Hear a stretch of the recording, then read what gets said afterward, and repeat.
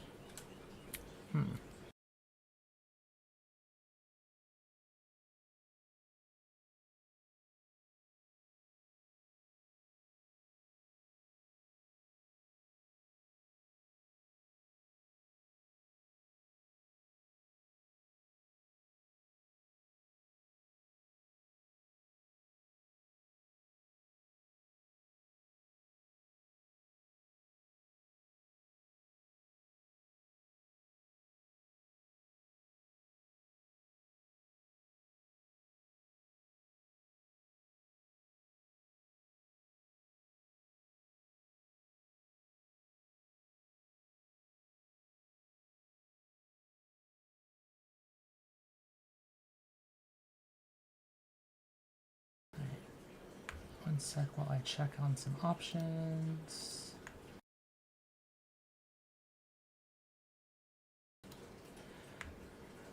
For some reason, OBS is not picking up my audio sources. I think.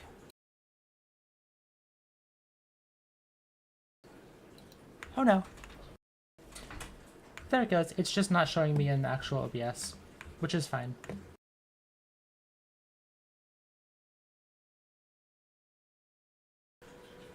I am streaming on Twitch.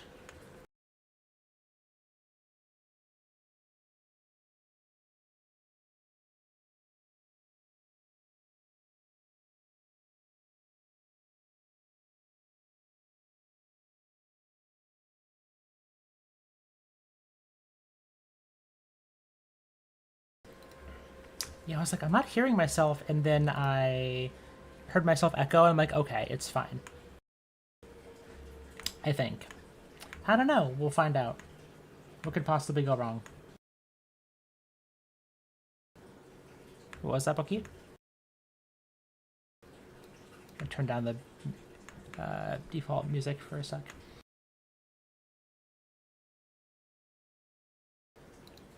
Absolutely.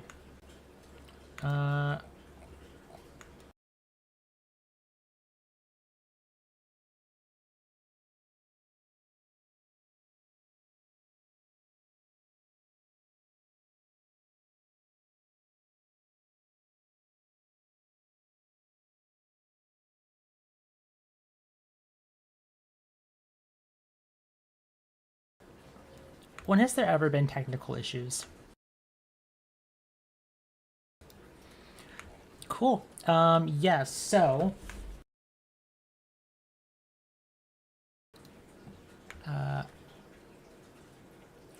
welcome everyone. Thank you all for the time and effort you've put into showing up and being here for the game. I guess we will start into it. So all of your characters have boarded the Starliner, the Bella Eternala. And as we can all see, this is the little red marker here I am using for the party.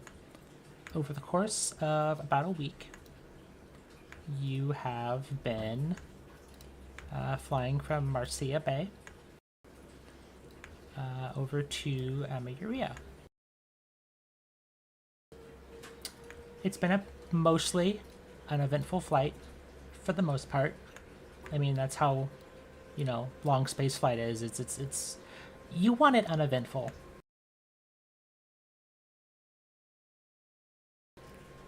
That is a great question. I don't have a good unit distance. I'd have to think on that a little bit. But typical, huh? Oh, this space, like this trip for a Starliner, is typically going to take about a week.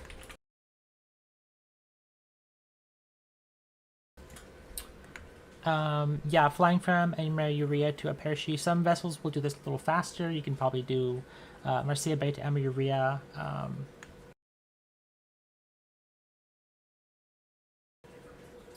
Sorry, 1 second.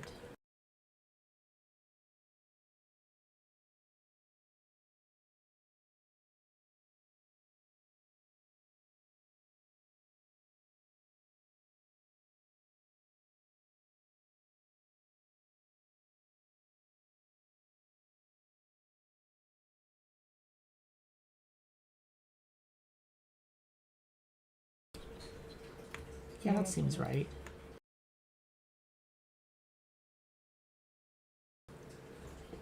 Mostly I am just trying to find out why my audio for...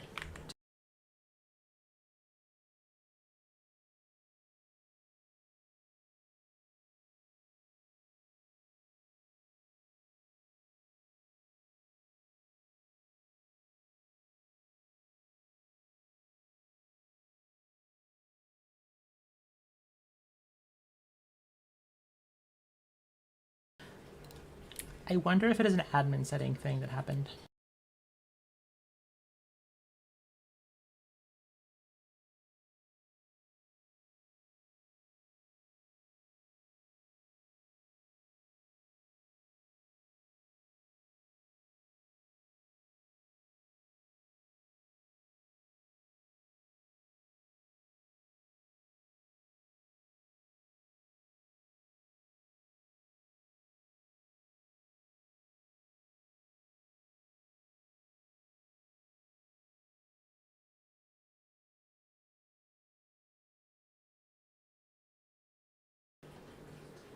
Yeah, 1 second. This is an issue, I think, on Twitch's end.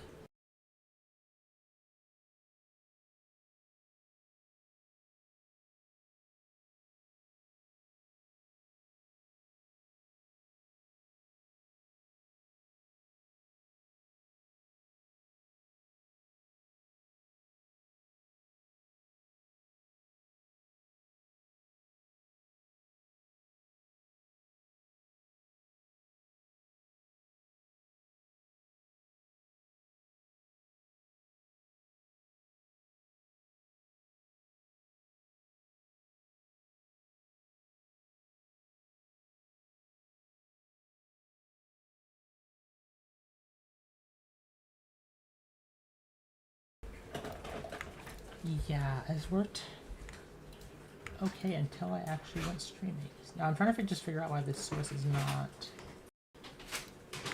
streaming. I assume they can't hear the music either.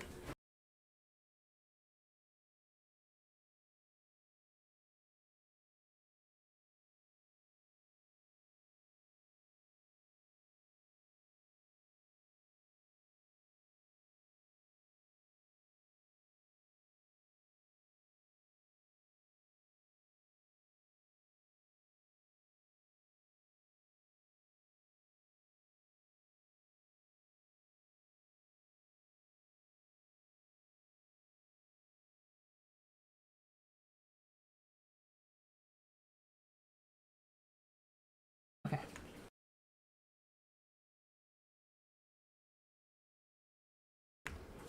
Someone say something, and let me just confirm this is... Can you confirm this is? Cool. I am seeing stuff picked up now, so that is a plus. You did it. Maybe.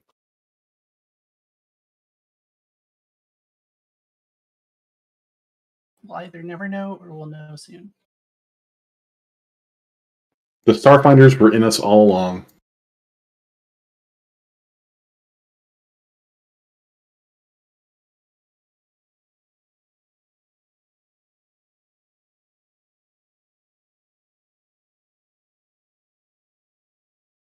You know, theoretically, I probably should have done a tech test prior to today, but streaming was a addition, so I'm glad we were able to get it.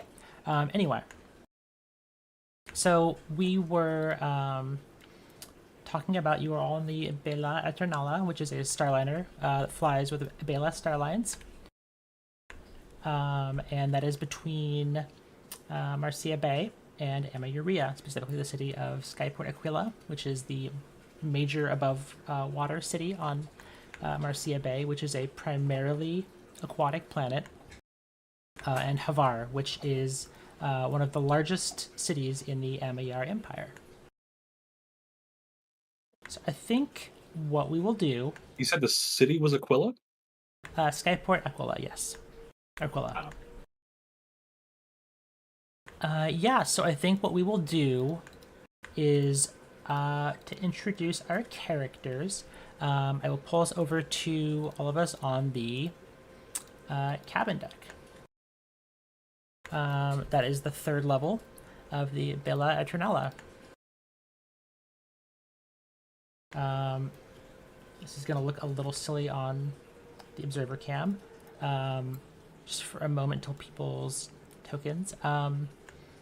Let's start off with Bear. You wake up in your bed, and what is Squib doing when he wakes up? Maybe describe him for us. Squib's gonna just, wake up, do the big stretch, the big yawn. It was a nice deep sleep, but he's ready to, get out there and start. Since he's almost at his destination, networking, because he's trying to find work.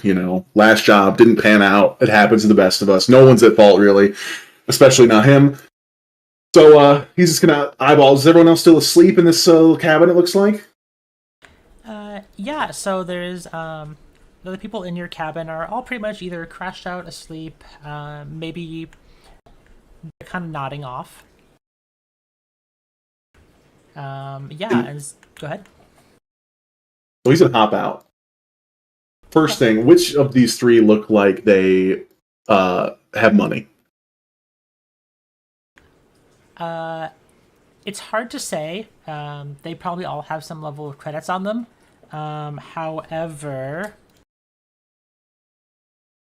like nice clothes, or like someone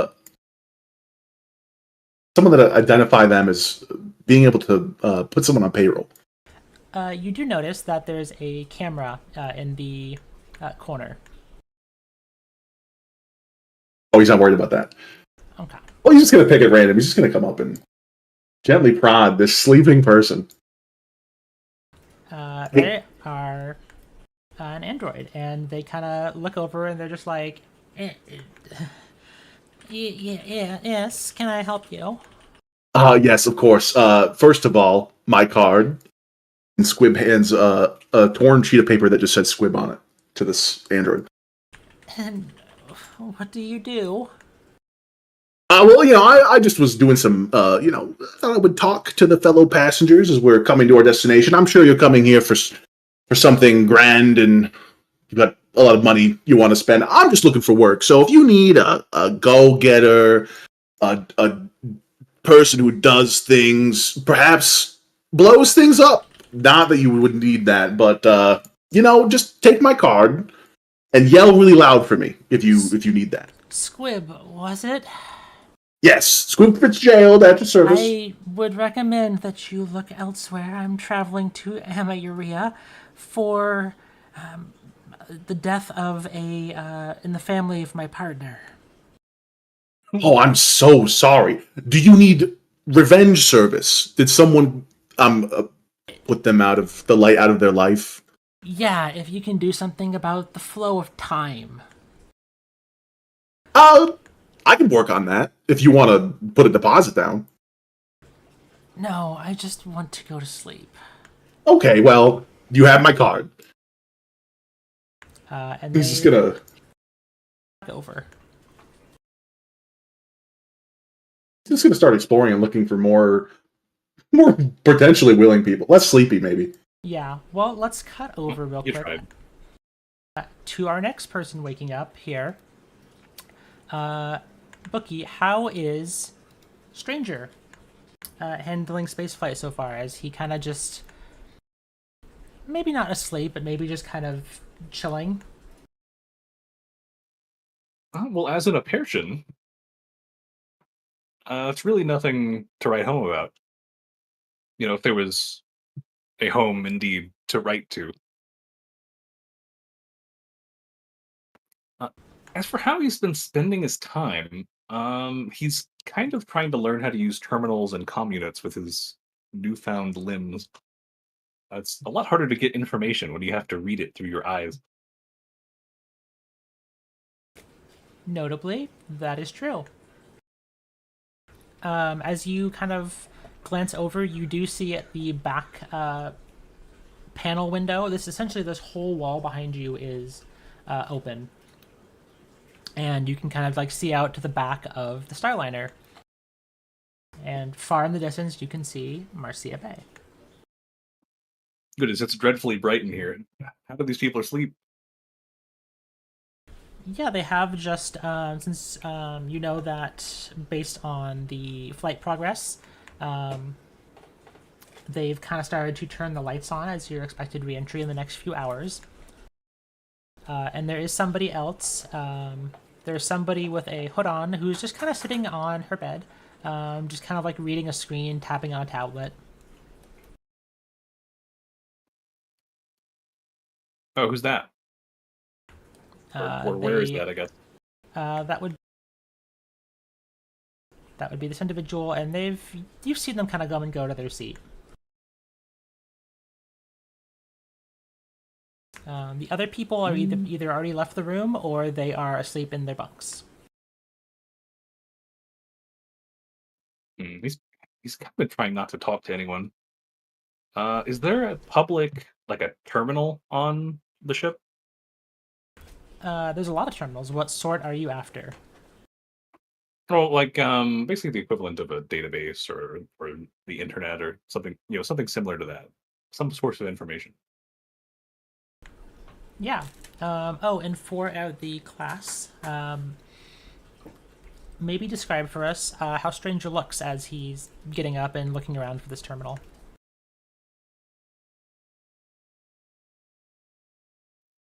Well, it's kind of a strange dichotomy between his like physical appearance, which is, really quite nice looking, smooth skin, etc., kind of youngish looking and so on. And then that contrasted against moving kind of awkwardly. Kind of baby giraffe, if you've ever seen one walking around. Okay. So kind of stumbles out of bed and then is, not like limping, but occasionally forgets that he has to keep his balance and stumbles backwards. The person glances down from her tablet and she says, "Hey, stranger, you don't fly much? You doing okay?"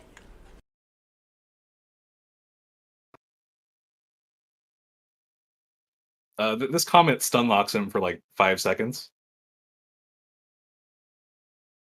Sorry. Name's Zedra. I fly for work a lot. It is good to meet you. Goodbye. Oh, goodbye. He just finds the nearest door and gets out. Okay. As you make your way out, you are able to go to the hallway, and we'll cut over to the next person. Unless you want to go ask the person at this terminal first. If there's somebody already at it, he's just gonna stand and wait. Okay, they look like ship staff. So up they against are the wearing. wall. Yeah, they are wearing against the wall. Okay.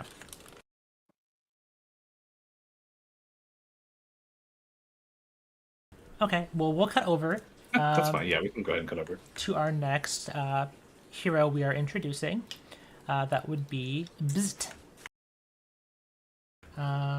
So, Jandel, why don't you describe a little bit about what Bzt has been up to on the flight so far, maybe why he's here, and, maybe a little bit about his appearance. What he has been up to, he has been pestering the ever-loving shit out of these two passerbys to the point where they will no longer speak to him. Bist is a Shirin. It's like a humanoid insect, basically. He has the face, head of a mantis, and he's got like a scorpion tail, but instead of a stinger at the end, he has a biocannon. and he is dressed in some like tattered finery.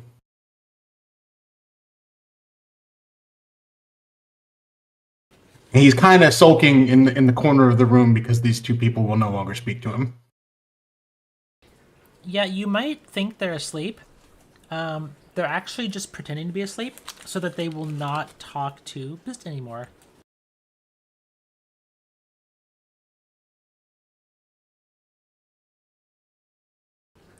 So what might, as the cabin lights turn on, what might Bist be up to? He's probably reading his manuscript that he was given from the person that raised him. Okay. Which he's obviously read before. He's just rereading it because he has nothing else to do. Yeah, that's totally understandable. And then we will pan to our next hero. And that would be Miss Sapphire. Aki, would you like to describe maybe what Sapphire has been up to on her trip? So Sapphire is heading back home, and she's basically been spending most of her time like reading over notes in her data pad and drawing pictures of a very pretty merlady and just kind of like chilling and generally being a very, very good bunkmate, because that's just the best way to represent the Empire. Yeah, let's talk a little bit about Sapphire. So Sapphire is a vestige, right?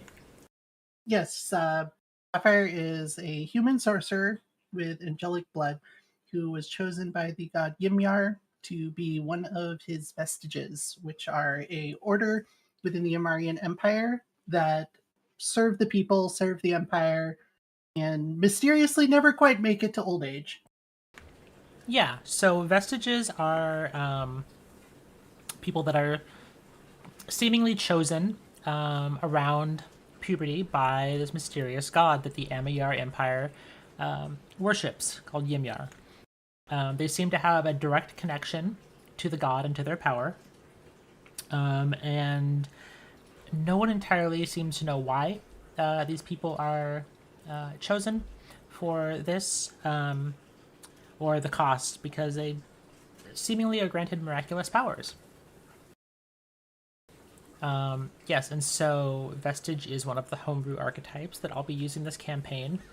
They are generally associated with the Amayar Empire, since that is where the clergy that trains them is located, but not every vestige is necessarily associated with the Empire.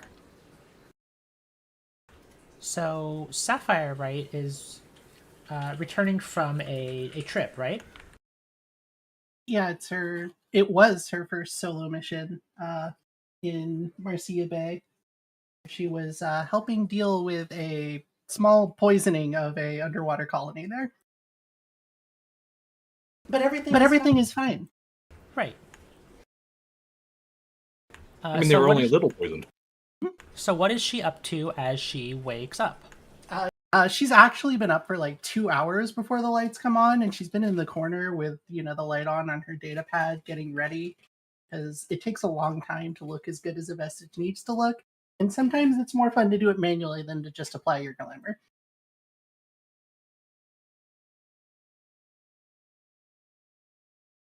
Yes. One of the first things that vestiges learn when they undergo formal training is how to disguise themselves and to manifest an appearance they envision that usually changes their hairstyle, clothing, that sort of thing. So you see the lights tuck on, and the rest of you can continue moving, because I assume you're going to be in your room getting ready still. As soon as the lights turn on, Sapphire just like bolts up out of bed, excited for breakfast. Clearly that's what lights on means. Correct. Do a little breakfast. This is going to look around the room excited to see if these people start moving. They do, in fact, one of them... Hold on, let me see. You notice one of them peeks an eye open and checks fearfully for Bist, and then continues acting still as a statue.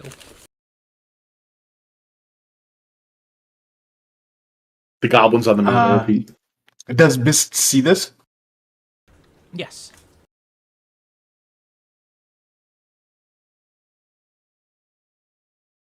Can I make a perception check to read the room to determine whether it's good to talk to them? I'll tell you that you get the feeling that they are avoiding you on purpose. However, you could always try talking to them.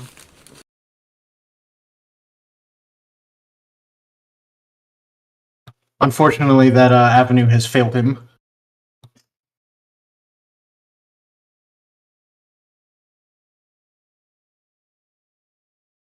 It just needs a friend. All right, stranger, as you see in the hallway, you see a plucky goblin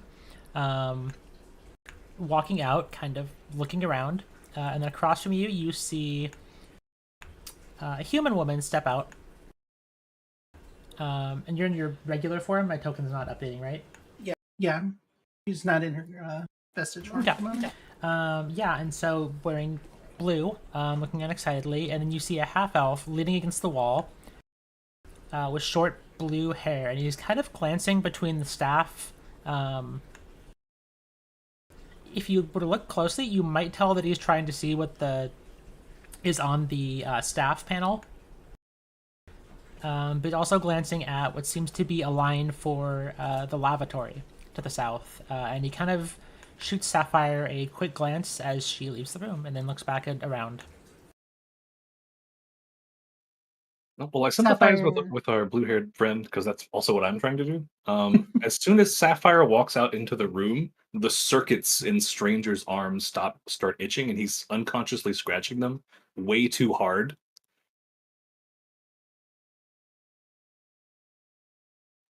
Go ahead. Sapphire gives a little like wave to the blue-haired guy as she exits the room. She's seen him around the ship a couple times, I feel like, by now, and it's inconsequential that he is around. So she's just gonna go find breakfast, whatever direction the dining hall is. Yeah, he kind of shoots you a nod. You would know the dining hall is to the north. That is going to be this set of double doors here. Squib comes up to these two. Bist hasn't even noticed him. He was looking straight, and he saw the goblin approaching him. And he'll walk up to Squib, and instead of reaching out with a hand, he'll reach out with his tail biocannon. He says, "Greetings." Greetings. Oh wait, hold on. He rummages through his pocket and grabs a fistful of pieces of paper. My cards for you two. And he just kind of drops it in the general area. You can just grab one or two. I don't know. Name Squib. Just as we arrive at our destination, if you require services that are not weird, I don't do weird stuff. If you require services, I'm your guy. Bist is going to use his extended tail to just pull one out of the air before it hits the ground. Stranger's not paying attention. He's kind of staring at the panel over there, and I think Squib is short enough that perhaps I'm just looking right over him. Yeah, you can definitely see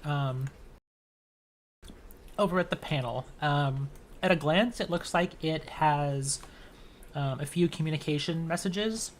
There is the Bella Starlines logo on the side of the screen. There is a trip progress and a few ship subsystems being displayed. Oh, Looks how like do a you monitor spell that panel.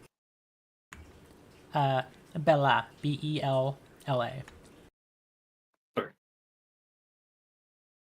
Squib notices the lack of attention and looks at business and goes, "Hey, is this guy your friend?"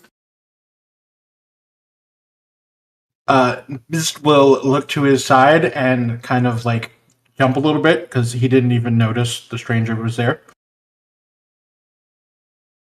Again, he will extend his biocannon tail as a form of greeting.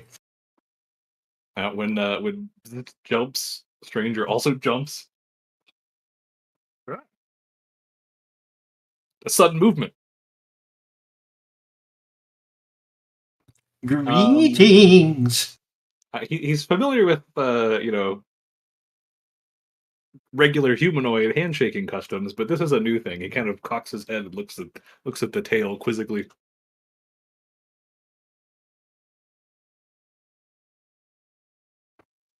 Is it Hello. obvious that Stranger is robotic?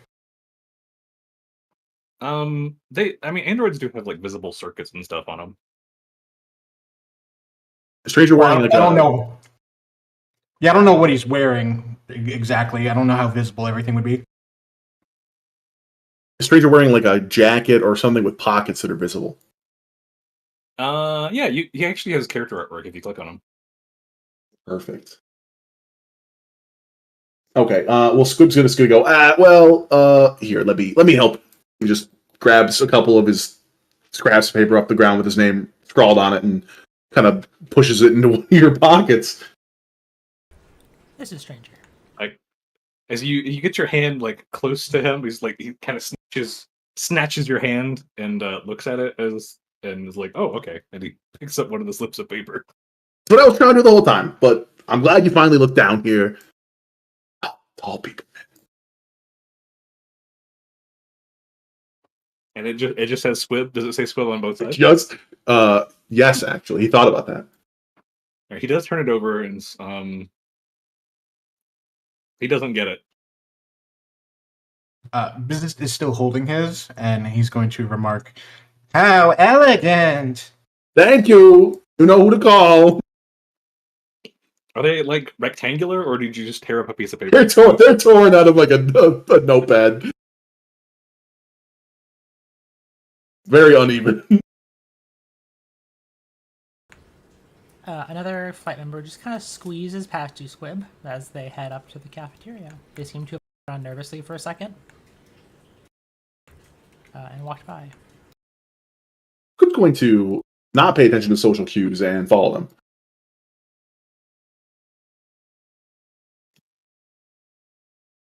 Okay. Stranger notices that the visit is still standing like in the door. Business is gonna turn to him and say, "Where are they going?" Isn't that rude? Isn't what rude?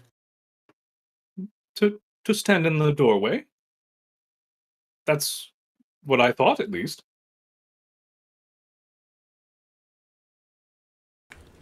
It could be. And he turns back and he sees the person still faking being asleep. Is it? He won't need to use it anytime soon.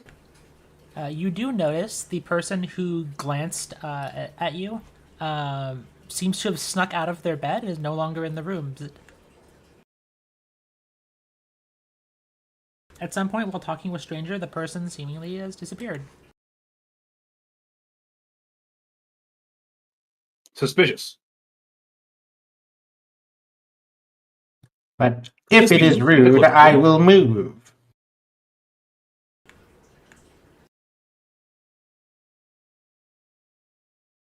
And yeah, Bear, as Squib walks in, the person kind of glances over their shoulder and goes to grab a plate. Squib has changed targets. Yeah, where is Squib up to now? I think Squib sees someone that he maybe recognizes from earlier in the hallway. Yep, and Pat and Sapphire looks a little more high definition than some of the other NPC tokens, so he assumes there might be more going on there, and he just goes to this back table and goes, "Hello, excuse me." So Sapphire has like 3 trays of food in front of her. She's got like 3 full breakfasts of like ham and eggs and bacon and sausage and pancakes. She's just looks up from it as Squib approaches and gives a nice happy wave. And, "Hello, are you here for breakfast?" Breakfast and another B, if you know what I mean. Bed. That's the second B in B&B. No, business starts with business starts with a B. Yes. Yes, it does. And pulls out another scrap and just slides it over to her. Sapphire picks it up like ever so gently and flips it over, looks on both sides, and Impressed treats it now? like this is just a sacred relic, and very gently opens up something from her bag, a little like folder that she has that's got a bunch of other random scraps of things in it. Opens it up and just puts it in there. Says, "Is this you? Are you Squib?" I am Squib. That's my card. Thanks for putting me in your Rolodex. Well, it's nice to meet you, Squib. My name's Sapphire. You're welcome to join me for breakfast if you would like, but you should go get some food.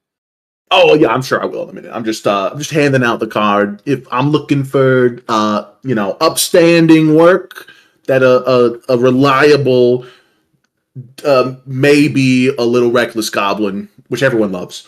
What kind of work do you do? Oh, I do security duty, guard work, escort services, just menial jobs. If you need something exploded for any reason, I do that on a discount. Sapphire's face lights up in the same way as when like a little kid walks up to you with a stick and is like, "Look at my cool sword." And she's just like, "Well, I could use security." Oh, really? Because I mean, if you're hiring, I'm here. I'm right here.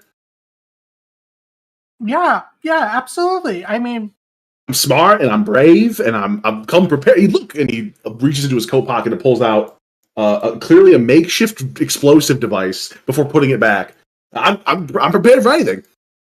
well, I don't think we'll need that. But how about a trial mission as my bodyguard? Oh yeah, okay. Bring it on. I'll ace it. And the first lesson of being a good bodyguard is a good bodyguard has to be strong. And you know how you get strong? Never skipping leg day. By eating your eggs. So your first mission as bodyguard is to go get eggs, come back and eat. Oh, I'm gonna ace this. You just watch me. He scampers off. Sapphire just smiles and goes back to her food. Okay. As Squib walks up to get a plate, the cafeteria staff look at you and they say, "Hey, welcome. We got eggs, we got pancakes, we got sloppy joes, we got steak." Stop you right there. Eggs. That's on my list. It's a long. Well, actually, it's a short list. It's just eggs. All right, So pop them up.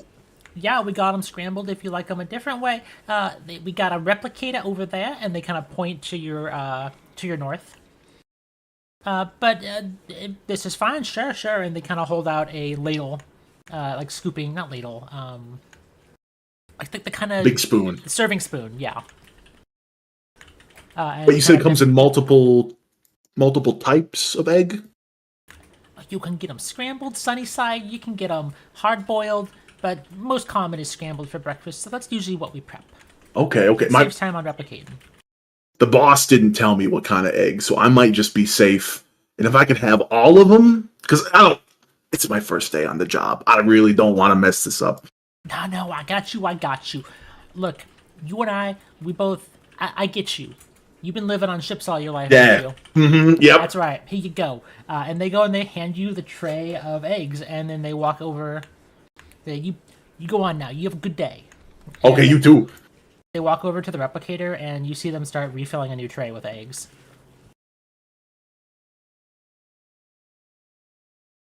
And Squib comes back with a tray full of every possible egg variant you can imagine. Oh, that's perfect. How did they give you so many eggs? I asked for eggs and they just gave me one scoop. I'm a bit of an overachiever, but that's what you pay for, so. I can tell. Yeah, no, absolutely, Squib. You are fantastic. Well, second part of the mission is to eat those. So you're gonna have to race me. He did exactly as instructed. Exactly. Oh. Then I begin consumption. All right. While you two race for your breakfast, I believe you walked over to speak with this individual. Just will do his ritual with the the tail and say, "Greetings. I am Bzz. Who are you?" And extends the biocannon to Shake, right? Indeed.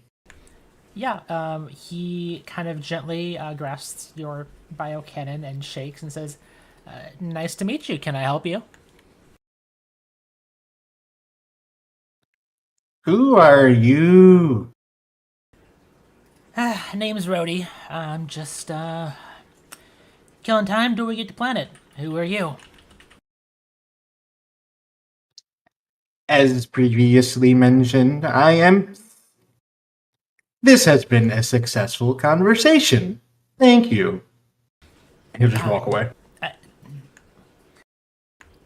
Yeah, and so he kind of looks a little confused as walks away mid-conversation, and he kind of glances at Stranger because that's the only other person he sees looking around, and just kind of raises an eyebrow because he had seen this creature talking to Stranger. This is the furthest he's gotten in a conversation. Congratulations. It's called Prague.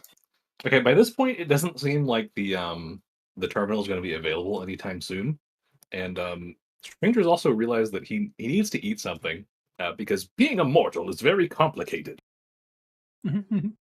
So he's off to the cafeteria. Yeah. So as you walk in, there is a little bit of a dull roar, but it seemingly is coming from the far table, as you are seeing the goblin you met earlier and that human that you saw across the hall are just voraciously like scooping eggs into their mouth. Like you might think this is a prison with how fast people are eating.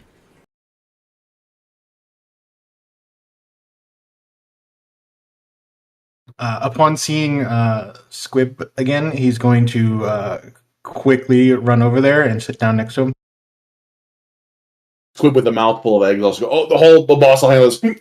Excuse me, please keep a respectable distance from my boss, thank you. Sapphire just laughs a little. They look harmless, Squib. I think it's fine. Oh, okay. Excuse me, please talk to my boss right now. Converse. He's going to look directly at Squib and say, "Greetings again." Hello, you have to talk to the boss. That's my. You heard the boss. He's going to get a little dejected and turn around.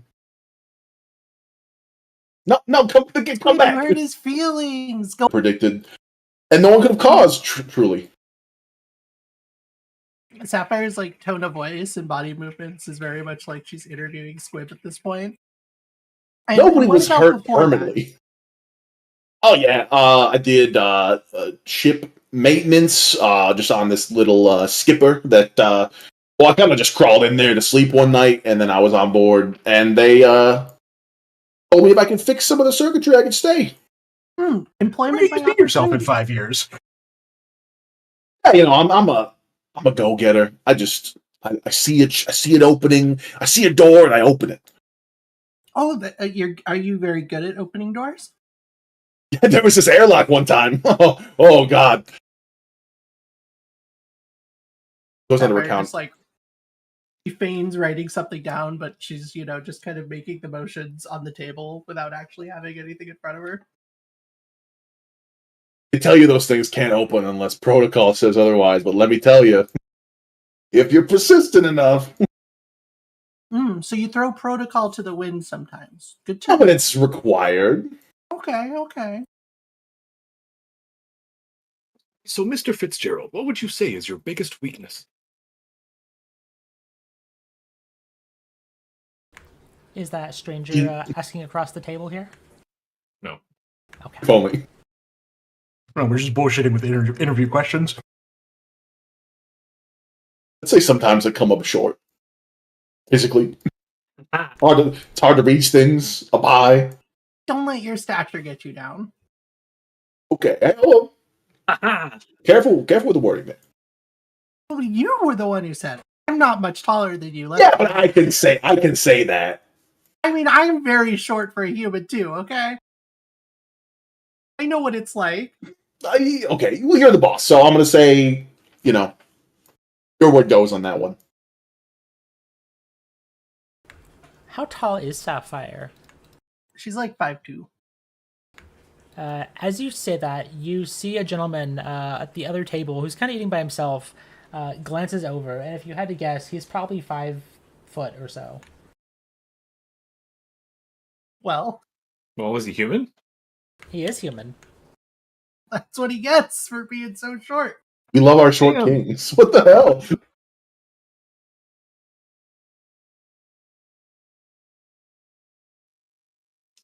Sapphire's gonna walk over to the jukebox and put on short people.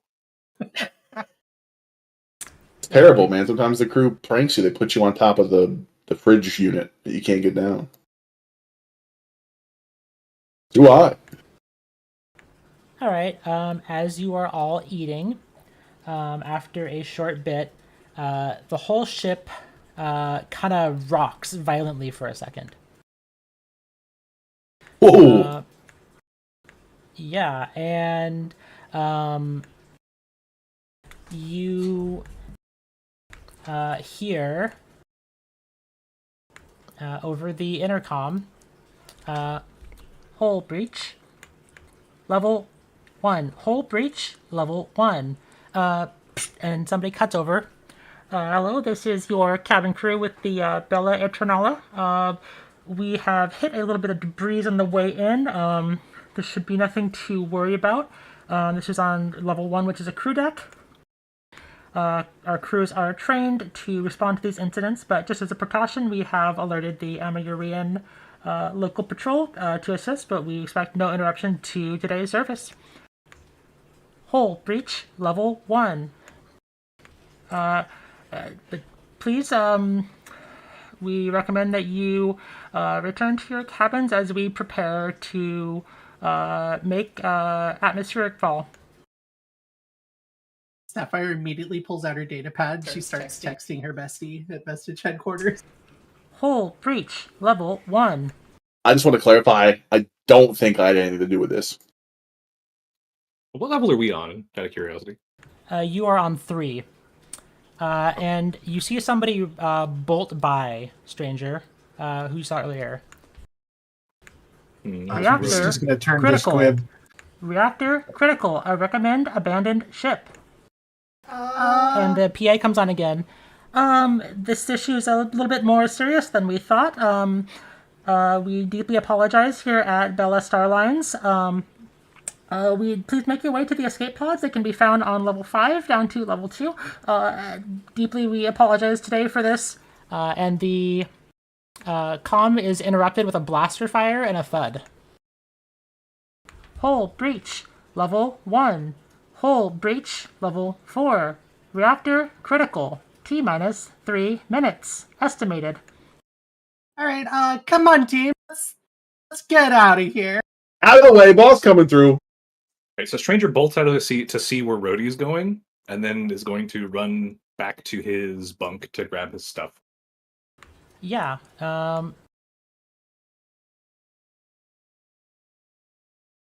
So one. Yeah, roots around under the bed, pulls out a gigantic pole with a saw on the end. Yeah. One moment while I set up something on another scene. Sapphire runs into her room to grab a single duffel bag, but while she's in there, there's like a brief flash of gold light. She comes back out looking very different. Yeah, one sec while I let something load. I am just going to load the scene. At the exact moment of Sapphire's transformation, Stranger sneezes. He's allergic.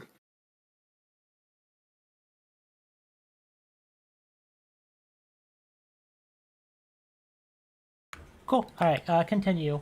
What you saw was that you saw Rhodey disappear up that lift at the end of the hallway. There's 4 of them. There's one at the northwest and southwest, and there's also one that you suspect, based on you seen earlier, is to the southeast and one to the northwest.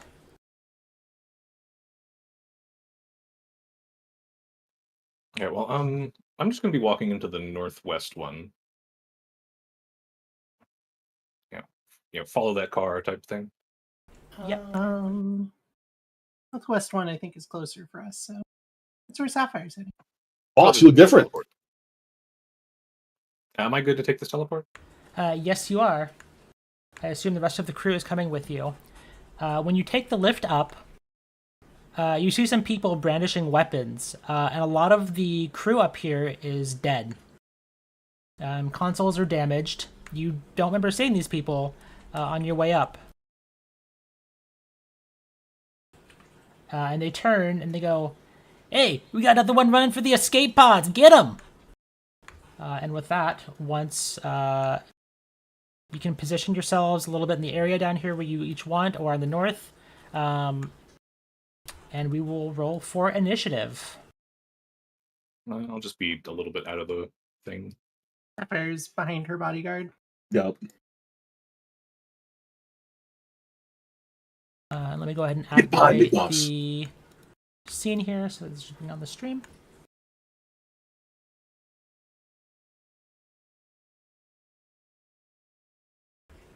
And all of you spot Rhodey is a little ducking behind a console. They don't seem to have noticed him. The 9 initiative to start with. Let's go. Okay, I will shift him, and it says a free action. I will move it to my weapon.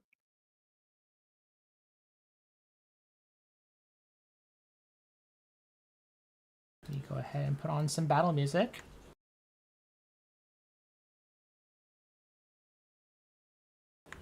Hell yeah! All right. So starting off is.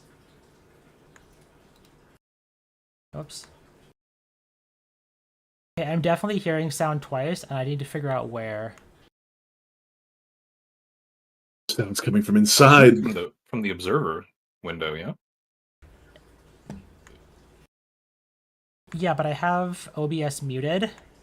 Oh, it's the OBS browser page. Oh my god. Okay, yes. That runs as a separate thing in the background. I fixed it. Huzzah. Too easy. All right.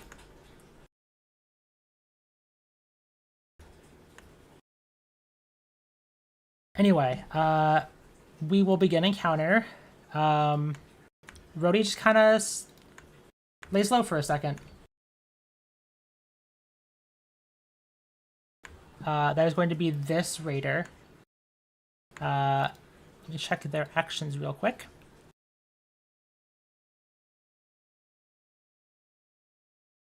And they are going to... Let me check their range real quick.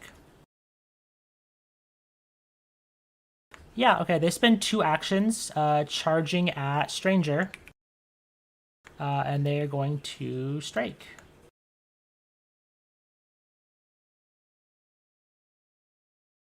With a large axe, and they miss. And they're going to go ahead and try and swing one more time. Missing horribly. It is over to you, Squib. Boss, don't worry, I can handle this. Go get him, Squib. As they came up, he drew his industrial multi-range matter displacer and leveled it at one of the folks closest one. For fire.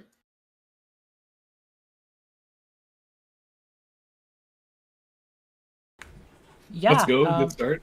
That is a critical hit. So yeah, go ahead and roll critical damage. And you are firing with a fatal weapon. So that upgrades your damage die to a D10.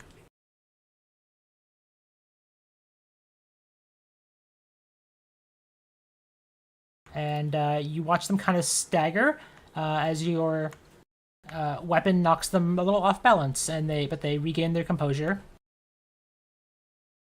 And then I believe you have one more action because that's draw, fire. I think with Oh wait, no, is your Spring the Trap, I can draw my weapon in whatever mode I want when initiative starts. That's right. So that's your gunslinger away. Yeah. So you have one. You have two more actions. My apologies. Yeah, oh, you're fine. And I forget what the change is. Is this a multi-shot weapon or am I reloading? I think it's a reload in. Yes. Finder, The main change that I'm homebrewing is that weapons that are multi-shot gain a different damage bonus from the gunslinger's passive than single-shot weapons. So Okay. it functions the same way. That is Okay. Slinger's precision. I think mine's a reload one though, so. Yeah, no, it just affects the way that the damage is added. You get a more consistent damage bonus. Well, then I'll reload and shoot again. Yeah, absolutely. He seems to have not fallen down from the first hit, which I'm generally surprised about.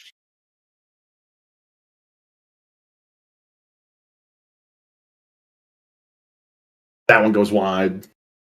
Cool. As you finish reloading, you notice that the sales terminal seems to be malfunctioning.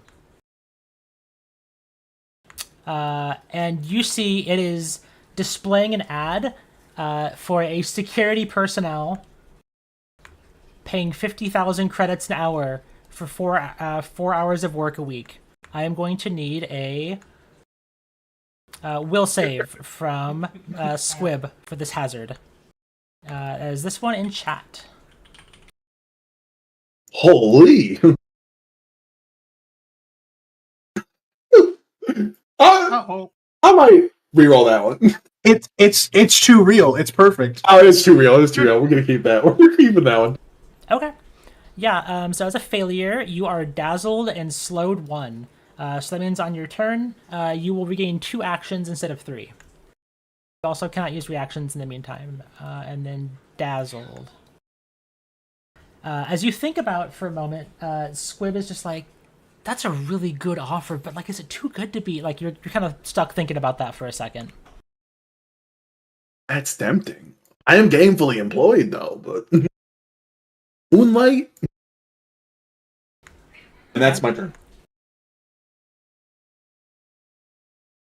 Yeah, so pop over.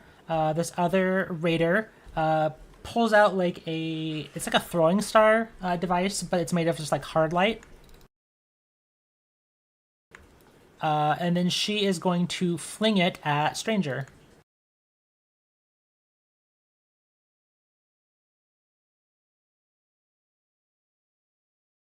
Oh, you would be off guard to that because you've not acted yet.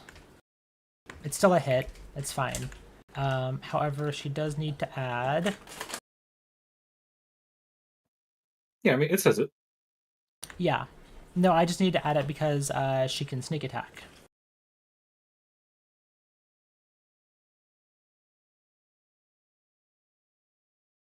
As a hard light shuriken bonks into you for 5 damage. It's not a bad roll. Or it could be worse.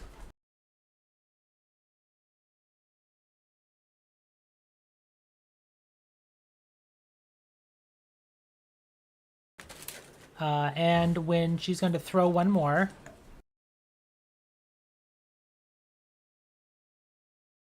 and that one goes wide and almost slices the other raider. Seeing that things seem pretty well handled, she is going to stride to the south. And you notice there is kind of an energy shield that seems to be blocking some sort of chute. And that is her turn. So now it is over to your turn, Stranger. Oh, damn it. Half the field, or half the speed rounded down. Alas. Well,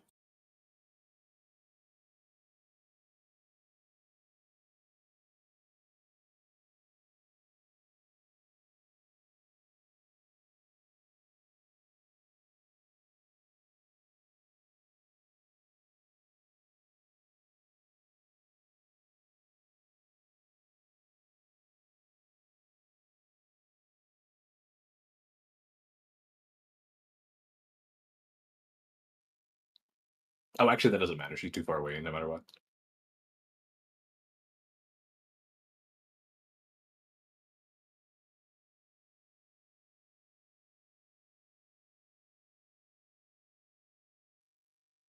Check. Let me check what shoving does. Okay, I can't push him over.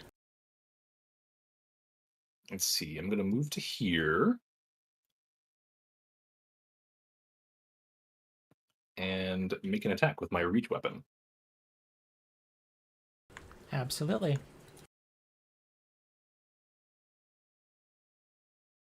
They can't all be winners.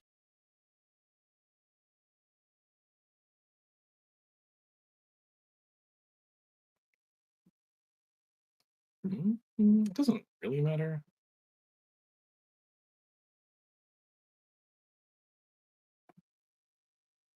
I think I just move again. To here. And that'll be that. Okay.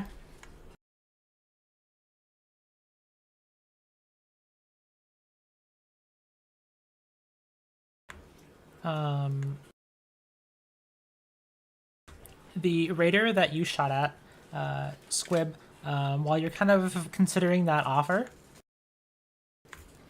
she has a blade in one hand and a pistol in the other, and so she is going to shoot you.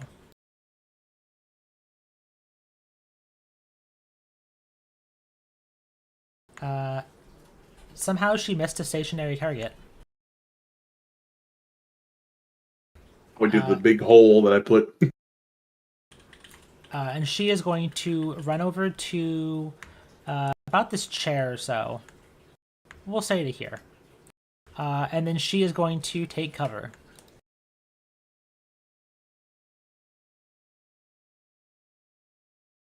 It is now your turn.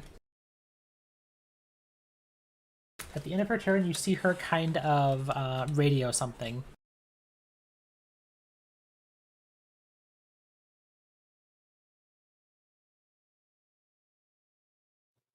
Okay.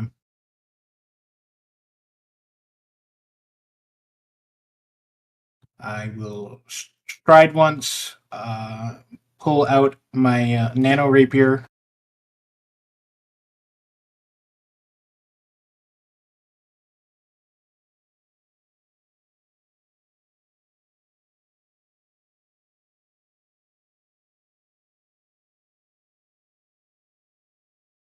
And then for my third action, I will aid Squib's next shot on the one that he already shot once. Yeah, I think for... Using all for one. So I spend one action, and then when the effect would trigger, I roll a diplomacy. Got it, and that's how that is your... So my designation is that I'm going to be aiding Squib to make a ranged attack against the person that he already shot once. Okay. Maybe like cheering on Squib, being like, gotta show off for your new boss. That kind of energy. Okay. As you do, the terminal seems to spark out. Let me check what the... Yeah. That is going to go ahead, and I'm going to just check who's in range of the terminal. And I'm going to roll a d3 to see who gets hit.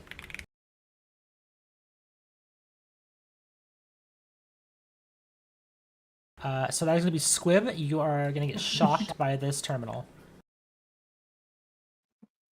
Poor Squid. It's fitting, really. Time with his terminal. Squib, no. Ow! That shocks you for 5 electricity damage as a max value roll.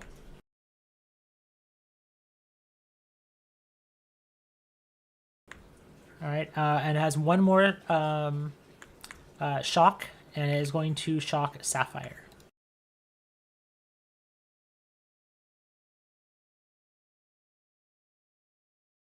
That shocks you for 2 or 3 damage. Oh. And that is the hazard's turn. So hazards that's a complex hazard, so it does fit into initiative. However, it doesn't really act in any specific manner. It has a routine that it follows. So there, if you want to, you can either spend time disabling the hazard or just trying to smash it. But for now, Sapphire, it is your turn. Sapphire is just gonna like hold one of her hands above her head and trace a circle in the air. She's cast this. And then she's gonna kind of like lean over Squib's shoulder and be like, Squib, give me your gun. It's Just hold it out. it's a tool, but sure, yeah. And she is going to touch it and say, let me show you the benefits of working for a vestige. Don't pay attention to that ad. And she's going to cast Runic Weapon on Squib's gun. Oh, Ooh. All right, and I will apply that to your weapon for you. And that will be her turn. Yeah, so Runic Weapon is you touch a willing creature's weapon. It becomes a +1 striking weapon, which is you get a damage bonus, and it does an extra damage die. So round is going to go over. You see Rhodey kind of glance around, and he is going to stride. Oh, I need to not be in roller mode. He is going to stride 25 feet. He is going to mantle up over the console here. And then he is gonna run over to this chair. Sorry, he is going to forgot, he can make it about here. On the side of the shield. He's gonna just wait here. And he says to Stranger, hey, buy me some time and I can get this shield down. This is the escape pod. And it is going to pop over to this Raider's turn. And so she is going to do the same thing she did before. She's going to stride twice and make a strike at Stranger.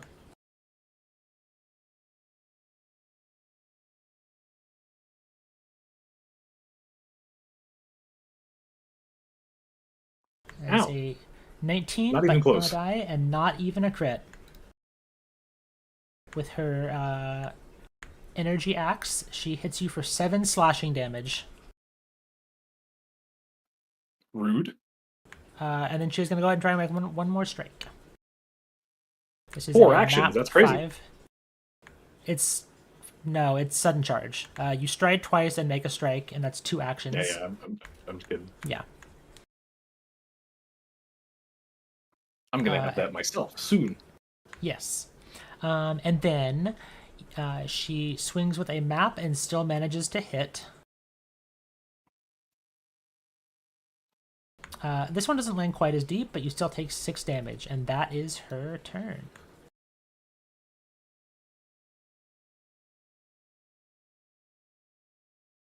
Squib, it is your turn. The intercom is still blaring. Hull breach, level 1. Hull breach, level 3. Reactor critical.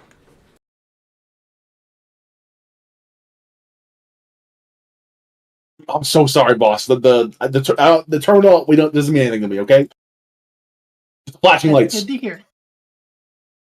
I'll take care of this ruffian. He goes back to aiming at the guy. That's going to be triggering my reaction. Reload and shoot. Yeah, go ahead. What DC do you make for the diplomacy check? If you click on aid, it says the typical DC is There we go. 15, but you can adjust it for hard or easy tasks at your choice. Yeah, no, I'll say,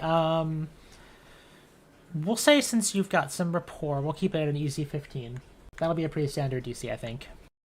The ship's a little on fire. You know Squib a bit, but it's a 15. Oh, That is a critical success on aid. So you get a grant a +2 circumstance bonus to the triggering check. So that's a +2 to Squib's strike.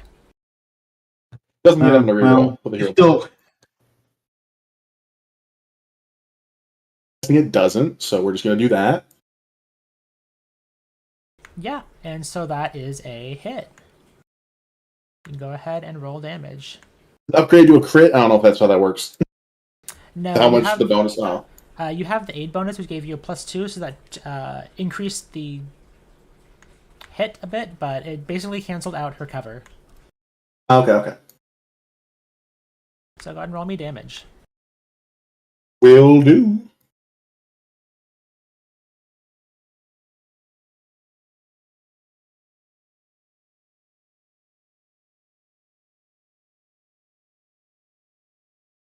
Yeah, and so she is just barely hanging on, but she is alive. So, I don't need like a trait to make the bonus damage? I'm still not sure if I need if I'm messing up on not having like a trait on my weapon or something. So you need Bookie, firearm on your thing, I think. Yeah, Bookie went ahead and wrote the rule element. The weapon group that you are using is a firearm. It's a combination weapon. So that bonus is automatically applied. Okay. It needs the expend trait to get the bonus. You clearly can't see it, or at least I can't. Oh, it does. Needs expend. Okay, let me edit that real quick. Yeah. I don't think expend it didn't is a get any trait. bonus there. Oh, it is. I guess it's expend 1. Yeah, Yeah. and I assume it probably should have one anyway. Yes. And let me double check the trait.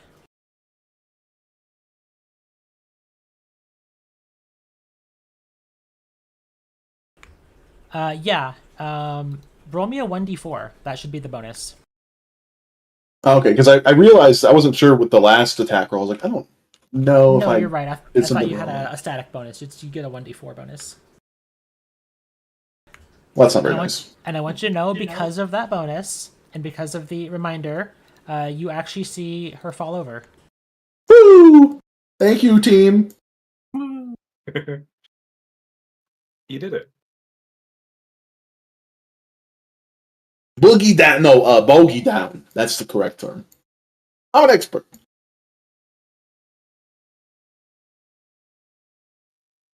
Totally.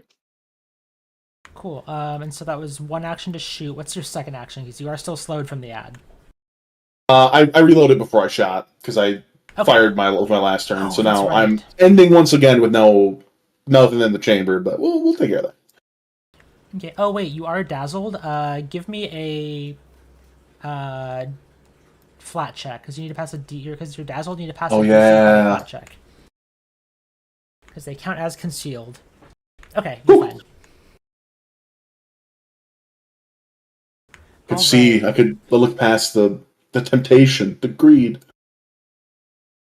So proud of Squib. We are over to this sylph.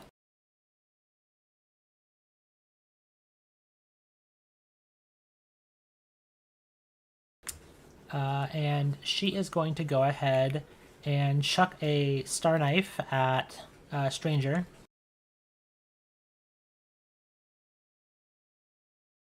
That misses. Finding that ineffective, she is going to stride. Let me see how far she can go again. Yeah. So she can stride down here, pretty typical feet, 25 feet. And she is going to throw a star knife at Bzt.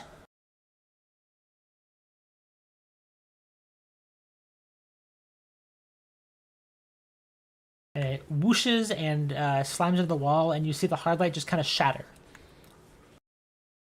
And that is her turn. Stranger, it's up to you again.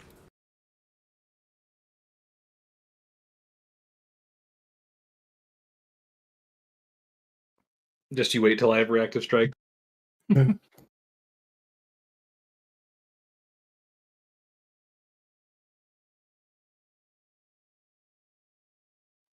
Yeah, I mean, if this fighter wants to get me, she's got to catch me first. Okay, as you step out of range, she is going to swing her axe. She does have reactive strike. Oh Hey, no. about that.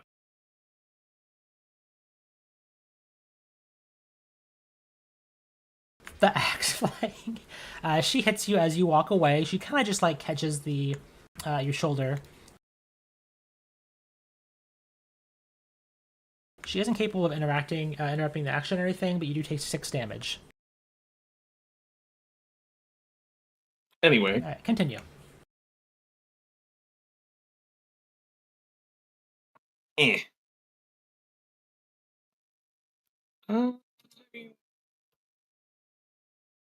Let's try that again. That's more like it.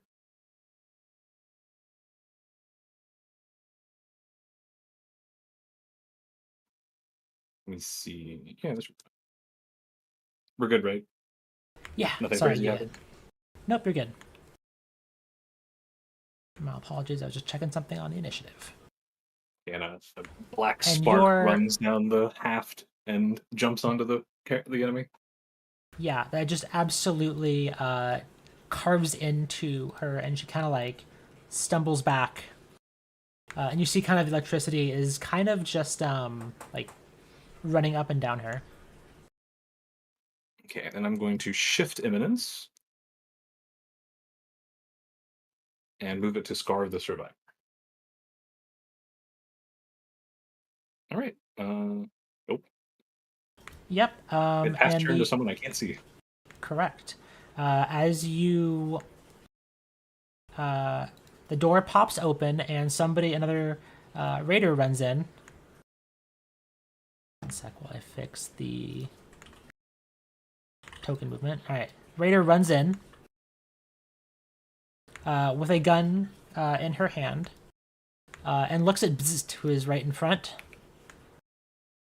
and is going to fire.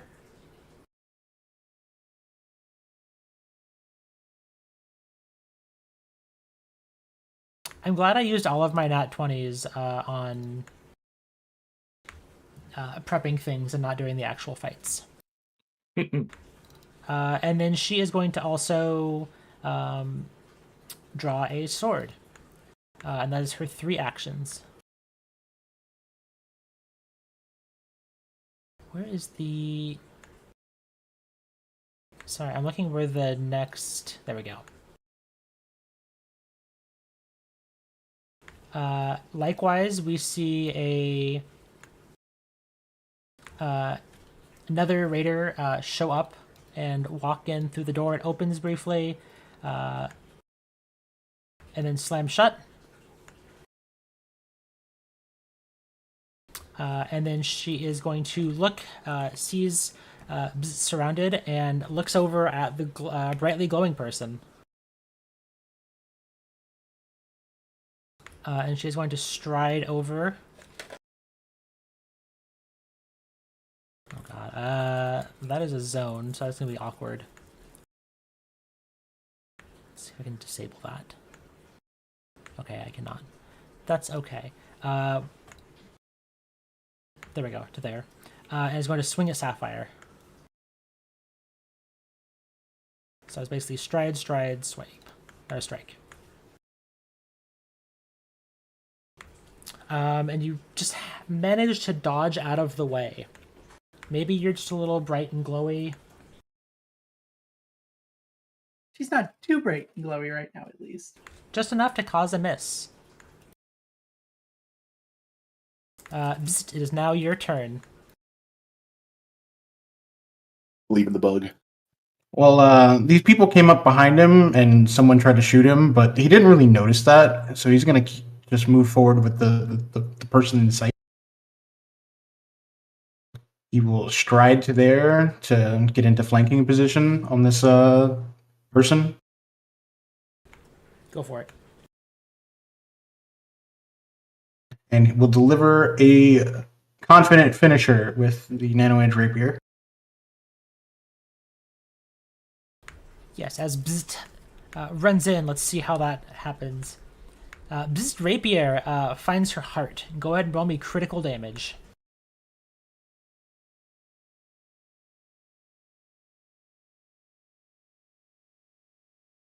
Yeah, she falls down and is dead.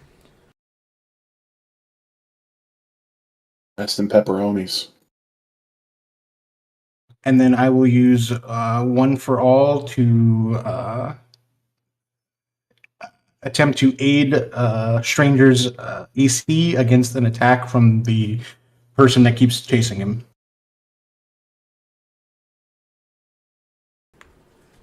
I'm not sure that you You can. can do that. You cannot aid against an AC because has to be a skill check or an attack roll. Unless there's something in one for all that I'm missing. I think it has to be a check of some kind.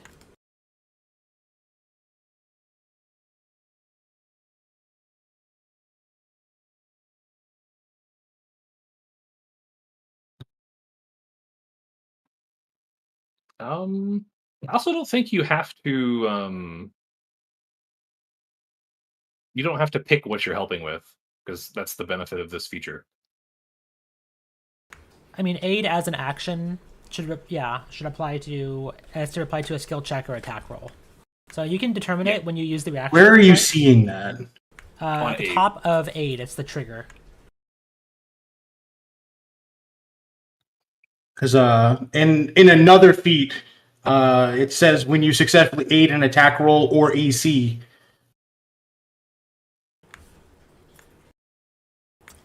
We'll roll with it as it is in the aid tooltip for now.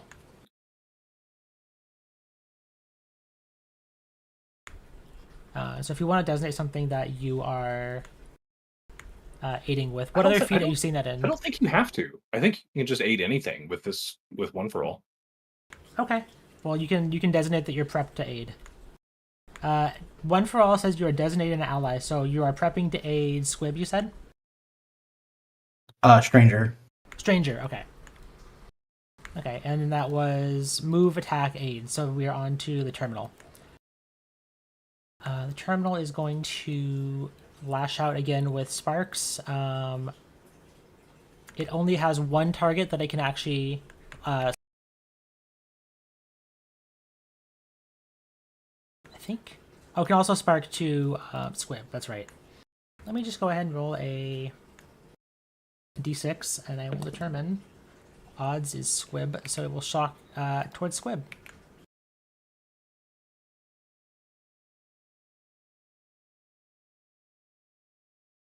That is a 1 on the die. The lightning seems to bend around Squib supernaturally. And the other one goes for Bzzt. Oh, that must be part of the vestige benefits. Mm-hmm. The help That, however, is shocking to Bzzt. And you take 4 lightning damage. Sorry. I forget there's a +1.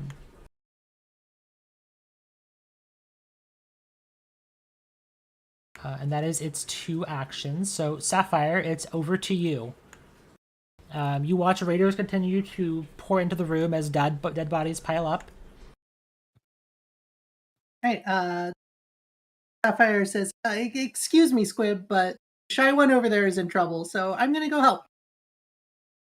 And she is going to run up this way. As you move, the raider is going to go ahead and swing at you. But it's expected. Rude. That is a 19 on the die for a critical hit. Double rude. Extremely rude. You're taking 12 slashing damage. Wow. That is double a typical Wanderer hit.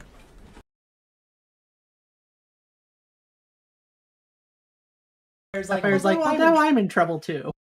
Okay, what are you doing with the remaining actions? Sapphire is going to cast a 2-action heal. Was going to be on Stranger, but now it's going to be on herself. Okay, are you casting this with your sorcerer power or as a vestige? Just a regular heal. Okay.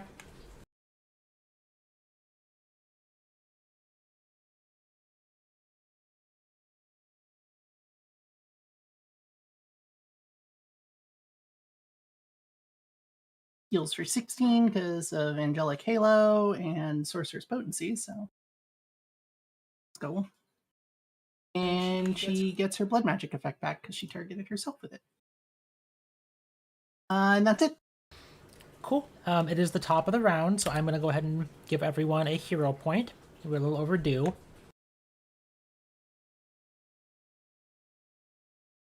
Thank you. Since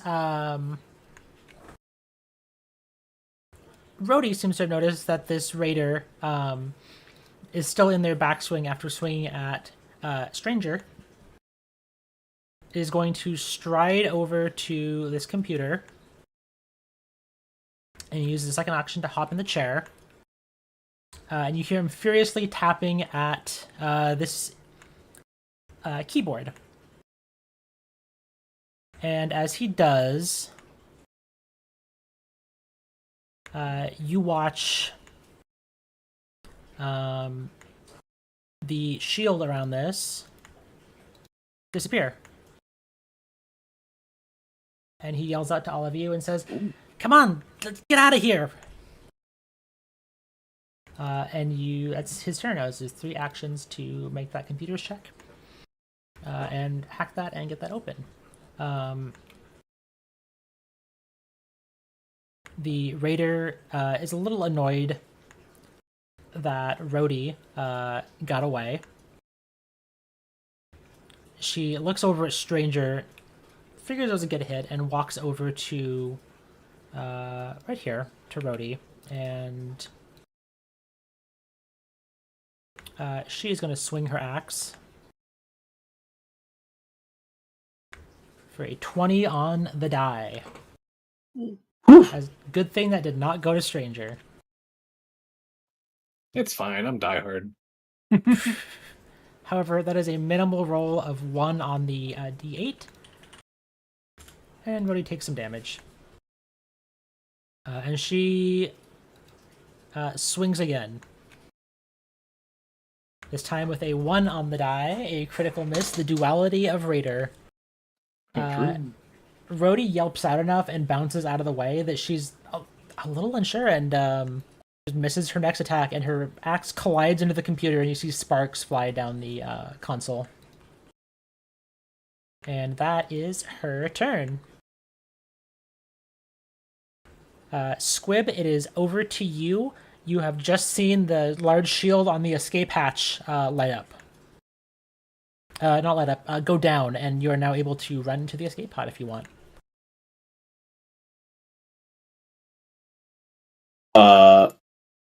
Squib's gonna point at the raider and be like, "You're lucky I gotta leave." Then move up here next to his boss, because he's on guard duty still.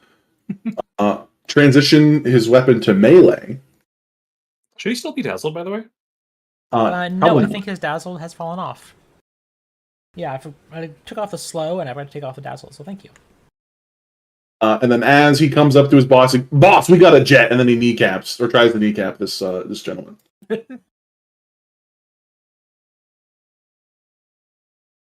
Yeah, that is a hit. Go ahead and roll me some damage. As Squib, just with the blunt power of his matter-moving cannon, just slams in. You hear like a crack as some of the armor is damaged, and possibly her circuits and things like that. We got a jet! Okay, so that was move, combination, interact, and then Yep. Yep. Cool. That is over to Stranger now.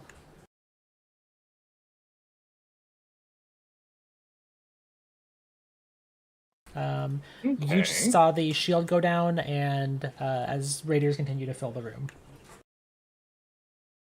I mean, that's true, but the person who did that is under attack. Stranger's going to hold up his weapon and kind of crackle. And transcend.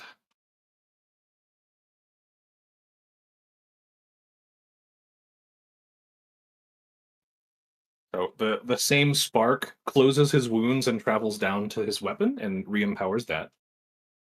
Oh.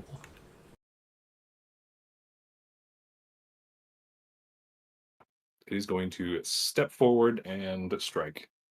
Which is good. The halo is giving him a migraine anyway. Yeah, go ahead and roll me that strike as divine power fills your lance. Or your scythe, rather. That is a hit. Go ahead and roll me damage. Can an aid bonus even help that? No, I don't think it would. An aid bonus. Well, I can, still need to do it. but it won't push you over to a crit. But it could. Yeah. All right. Give me that diplomacy check. Yeah, that is a bonus. It wouldn't affect the strike outcome. But hey, But- panache. That is, yeah. You Yeah, I need have to do it panache. for panache. Yeah. That's still an excellent roll, no matter what. And she goes ahead and takes some damage. Again, you watch that divine energy spark through the weapon into her, and she's taking electric damage persistently. All right, and that's everything. Cool. This raider is going to go ahead and swing her sword that she just equipped at Squib.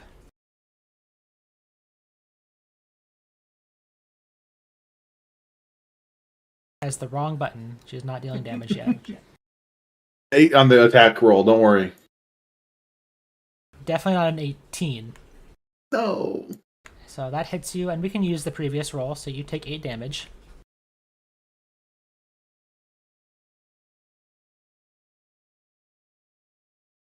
Owie.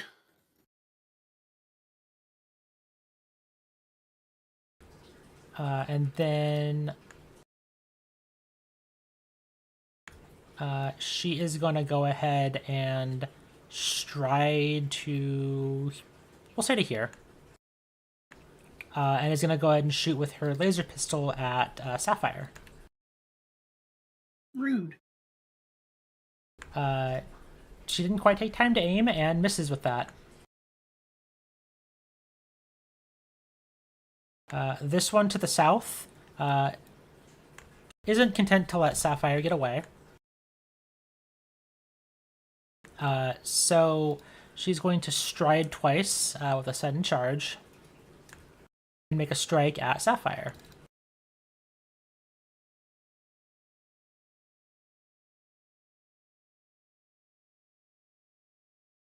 Jesus. That is another critical hit. When they target Sapphire, they roll really well for some reason. Stop it. It's my boss. And with the backswing, they are going to go ahead as they follow through into Bzt, their last action.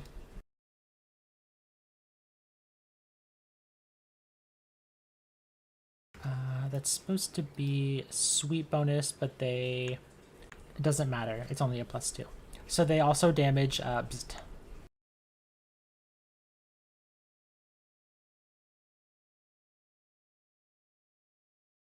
And so Bzt take 9 damage. And as she finishes, she looks over at Squib and says, "Yeah, my boss said no survivors. I get it. We both got bosses to answer to."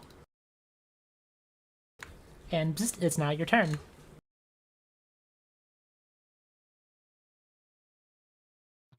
Bis is not fond of this person. He's not one of the coolest people he's ever met, and he's gonna turn around and jam his rapier into him.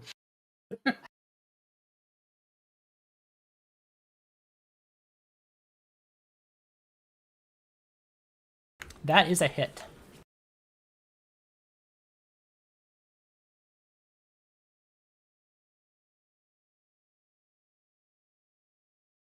And she takes 8 damage. Oh yeah, she's also off guard. That was still a solid hit.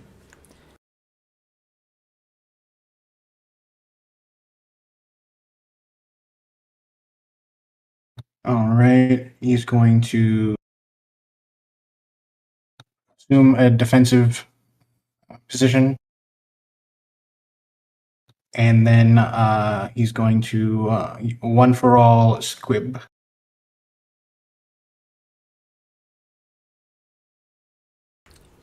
Okay. Electricity pours out of the terminal again. Let's see, this has 1, 2, 3, 4 targets, so...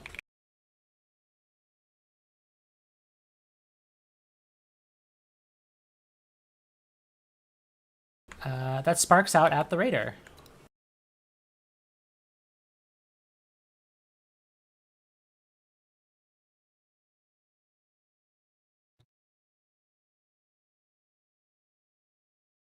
That hits the raider, and she takes 4 points of electricity damage. And then it sparks out again at Bzzt.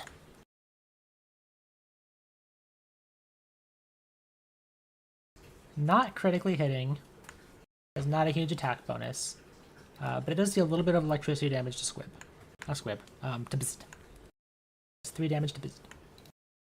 And that is the terminal's turn. Sapphire, it is your turn. Your bodyguard is with you. Some raiders seem to be targeting you. And the shield on the escape pod hatch seems to have just gone down. These raiders are very rude. I gotta agree. Sapphire's gonna turn to the raider next to her and be like, you know, you don't have to die today. You included, you could just leave, right? And she kind of holds up one of her hands, and the like golden magic within her body seems to almost like depart from her as she channels her vestige powers to do a big heal. He's going to do a 3-action heal. Is going to heal a lot of things. Some things more than other, though. Yeah, so as you use that, you feel almost something other than magic taken, but you're connected to the estate of life. It's normal. And you manifest a 3-action heal, so let's roll the healing. That is her vestige toll. A slow roll. And that will heal for 3 base, and then for 5 for the people within her halo.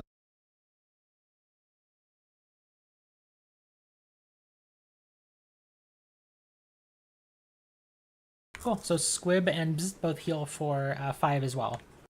Boom. I did 5. Oh, you did it? Okay. Cool. And that is Sapphire's turn. Stranger just barely gets the 3 as well. Way out there. Ooh. Enemy movement detected. Sorry, these concentric circles are kind of hard to parse. Oops. Not like that. Rhodey says, yeah, I'll see you guys in the escape pod. And he moves out this way. Before he does, the raider is going to swing at him as he walks by.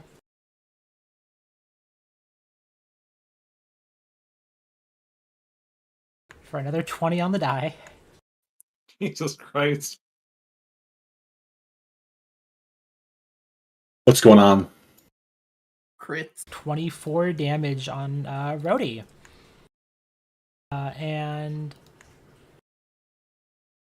But he makes it into the pod here. And disappears. I've got it from here. One sec while I pop back over to the main deck. Managed to avoid drowning. And it is over to that raider's turn. And so she yells, God damn it! And she is going to stride down the chute. Oh no. And that is her actions. Squib, it's over to you. All right. First, I will touch and go. Which, let's see, can I?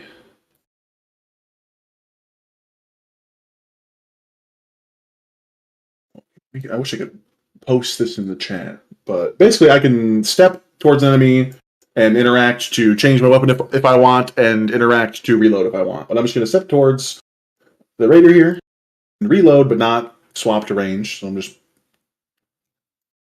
closer and locked and loaded for any future shooting. And then I'm going to... Is stepping and reloading one action? It's all under one action. Why can't I link this? I'm gonna say because It's part of his gunslinger thing. Yeah. Yeah. So I'm gonna say because of There the it is. fact that the interact is linked with the step, that it won't provoke an attack of opportunity.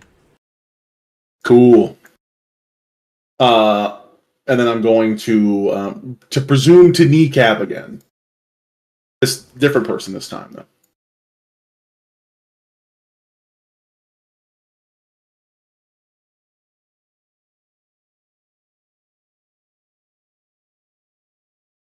That is a hit. Go ahead. Oh wait, no. Which dice am I seeing? Yeah, that is a hit. Go ahead and roll damage. Yep. And she successfully goes down. That was also a critical success. So it was still just a hit. But you gain panache, and that also is a +2. Yeah. So okay, got one more action. Okay, let's get at it. Agreed. Make way, clear a path. If you need to teleport, you will. Where? Yep.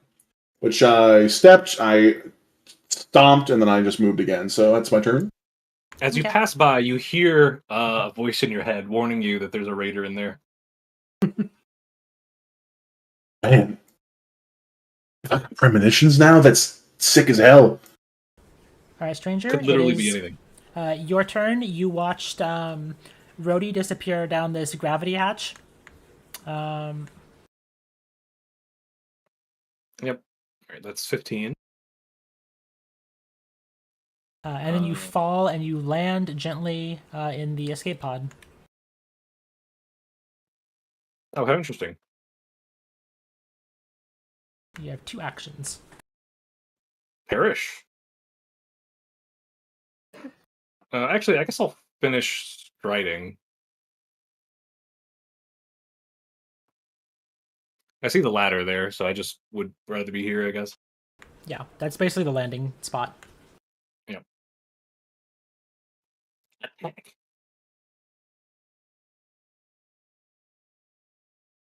Alright, well, that'll be rolling my third That- 25 in a row. That is a hit.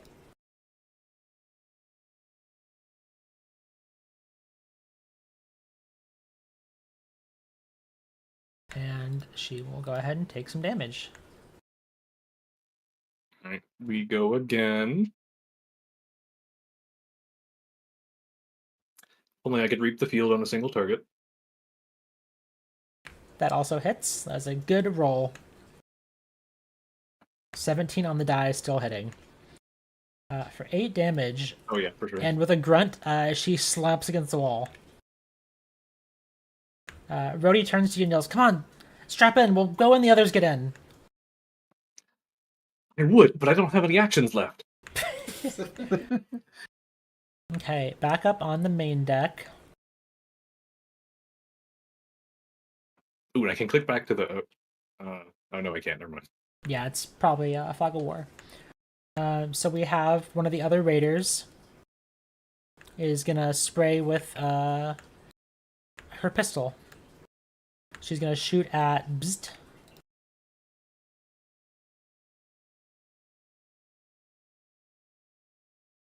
Landing a hit. That is 8 fire damage for Bzzt. And then she is going to sweep over and shoot at Sapphire for a 22, which I believe hits your AC of 17.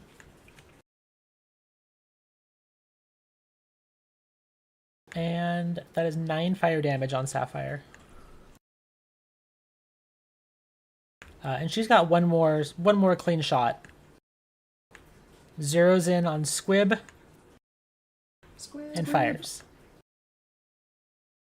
She's gonna need like a 20 on the die. Yeah, that shot goes wide and you watch it bounce off the wall harmlessly.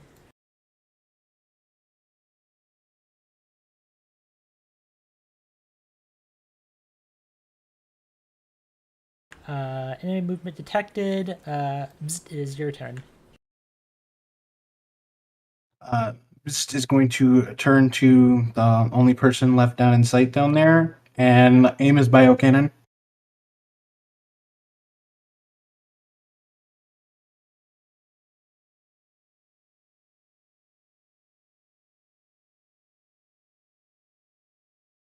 Yeah, that hits. Go ahead and roll me some damage.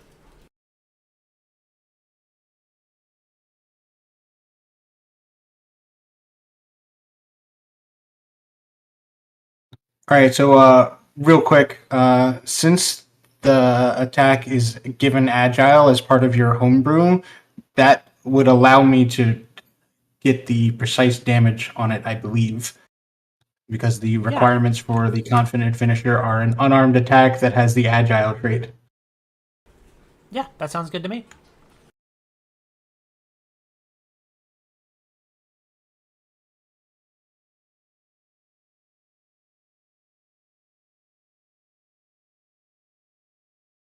The biocannon just slams in,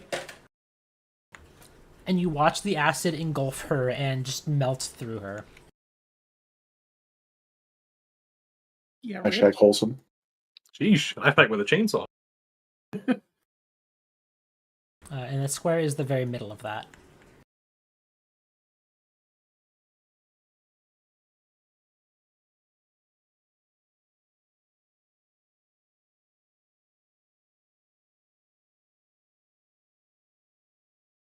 And he will jump into a seat and end his turn. Cool.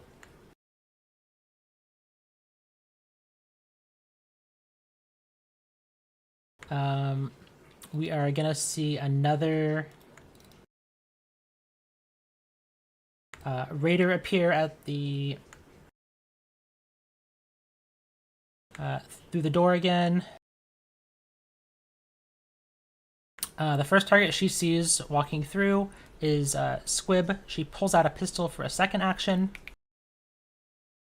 And is going to fire a Squib, but is screened by Sapphire, so Squib will have lesser cover. Wrong token. Squib will have lesser cover. What a good boss.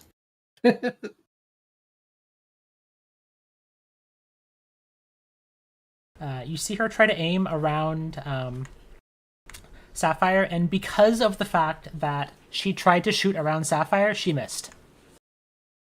Easy. That was because of the screened condition, and that is her turn.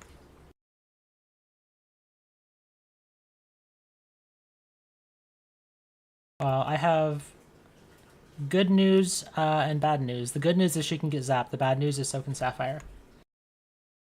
It's just a little zap. Odd is Sapphire. She gets zapped. Not Sapphire, the Raider. Yeah, get raided. That 20 beats her armor class, so she is going to take some electricity damage. Just 2. And then the terminal again is going to repeat and zap, landing a critical hit on her. She's carrying a lot of electrical equipment, and it just seems like lightning is kind of drawn to that. Jesus. And you watch her kind of seize up for a second. It's a pretty strong hit. Doesn't have any lasting effect. Sapphire, it is now your turn. As you hear over the intercom, reactor critical. T-minus 1 minute. Hull breach. Level 1. Level 3. Level 5. Hull breach. Sapphire turns to the raider and he just calls out, "Wow, watch out for the terminal, it's a little broken," and then casts warp step and just loops her way into the escape pod.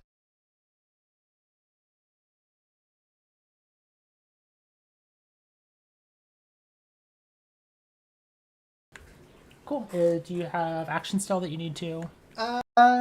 She has one more action, so she is going to battle medicine herself.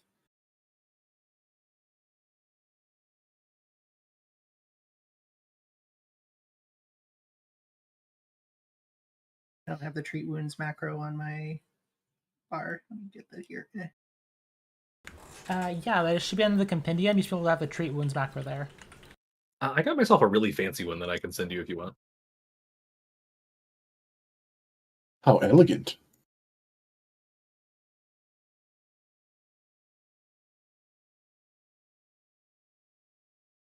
Oh, there it is.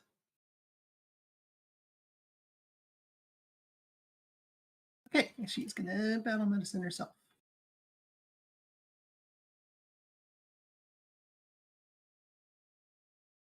No, she's not. She doesn't have a healer's toolkit on her, apparently.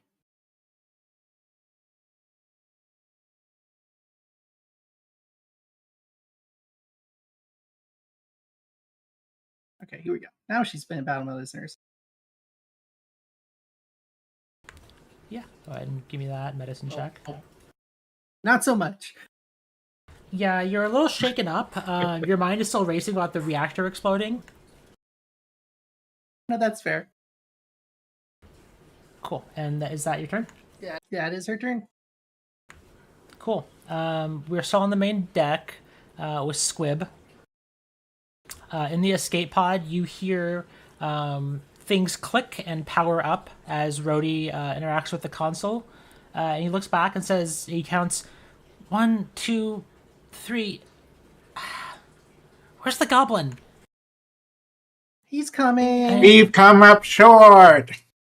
He is going to ready an action. He turns over to Bzit and he goes, that was terrible. But he's going to ready an action and he will interact to launch the escape pod as soon as he hears another thud. Assumingly will be Squib. Squib, it is now over to your turn. All right, he can't help but switch to the range mode and take a parting shot as he runs back.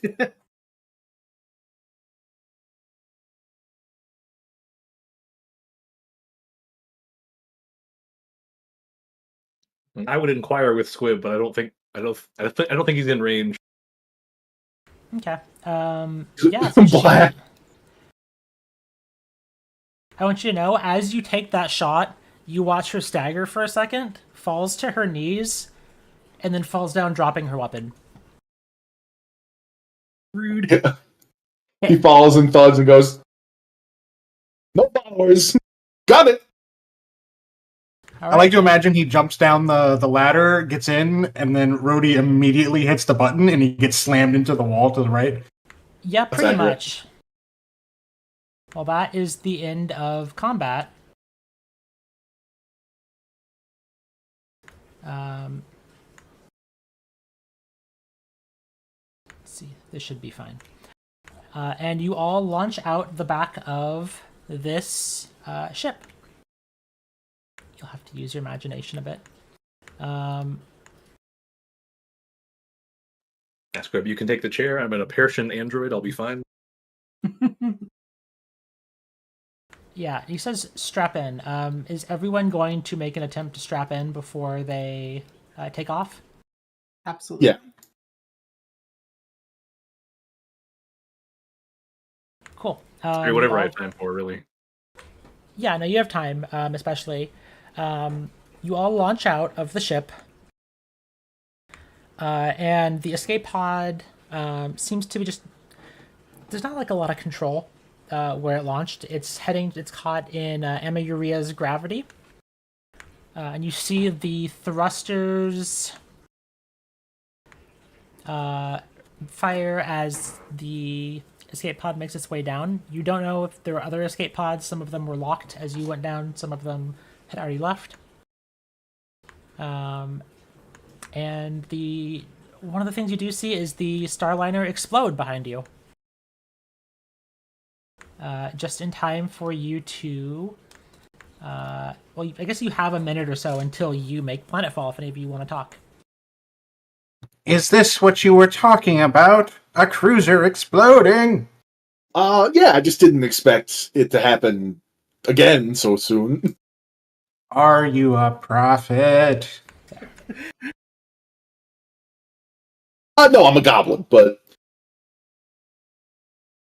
Biz is going to come up and kneel before you. Squib is literally the coolest person he's ever met. Oh, hey, you don't have to. I mean, like, it's nice to kind of talk eye to eye like this. You could make it a habit if you want.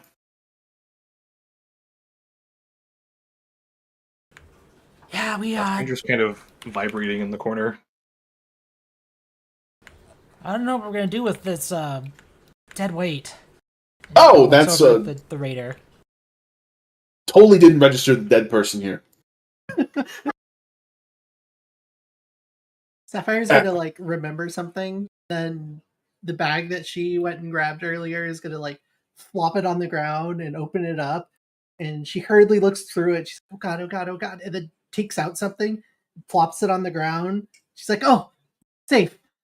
It's a fish that's been like frozen by some sort of magic. She's really happy to see is okay.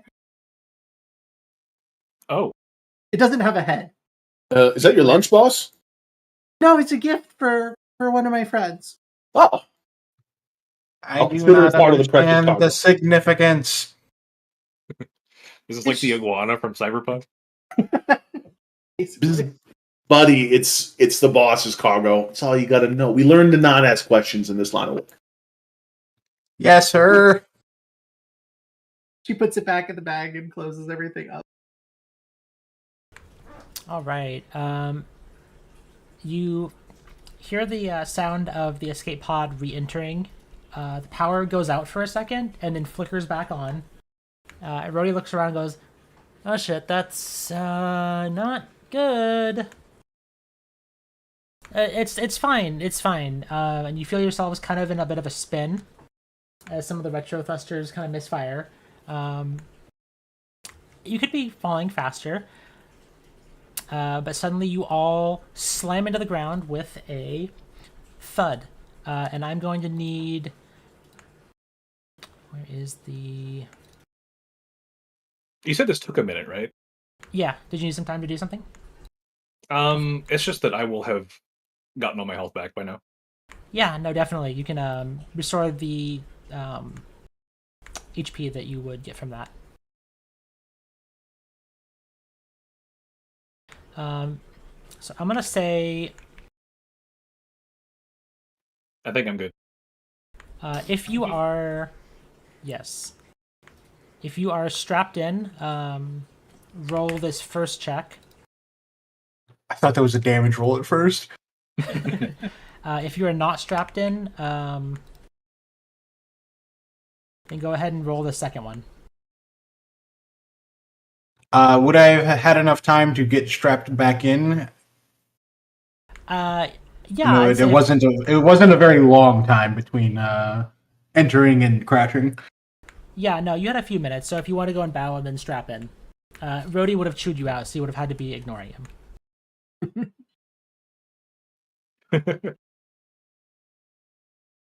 Cool. And then Stranger, I think I need one from you as well. Or did you? Yeah. Yeah, I had to go turn on Scar of the Survivor because it gives me a bonus to Fortitude. Gotcha. You're basically withstanding the shock of landing.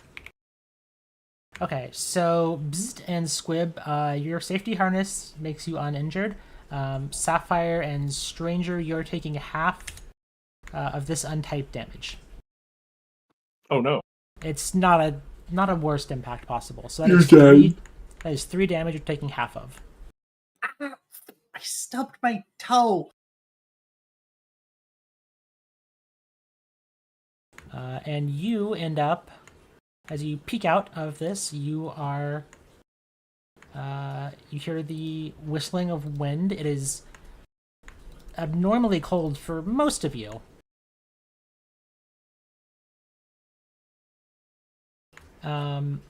So the temperature is low enough that as you all toss the body out and I'll get out of the escape pod, you will be fatigued in 4 hours. The exception is Sapphire.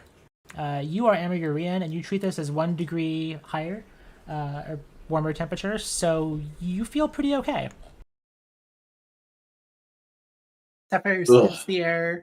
Like, home. It's gonna be a gobsicle if I'm out here for too long. Yeah, been a minute, huh? Rhodey looks. Where the fuck are we? Great question. Follow up. Where the fuck is anywhere that's warm? Beats me. I mean, we could make a fire if you're cold.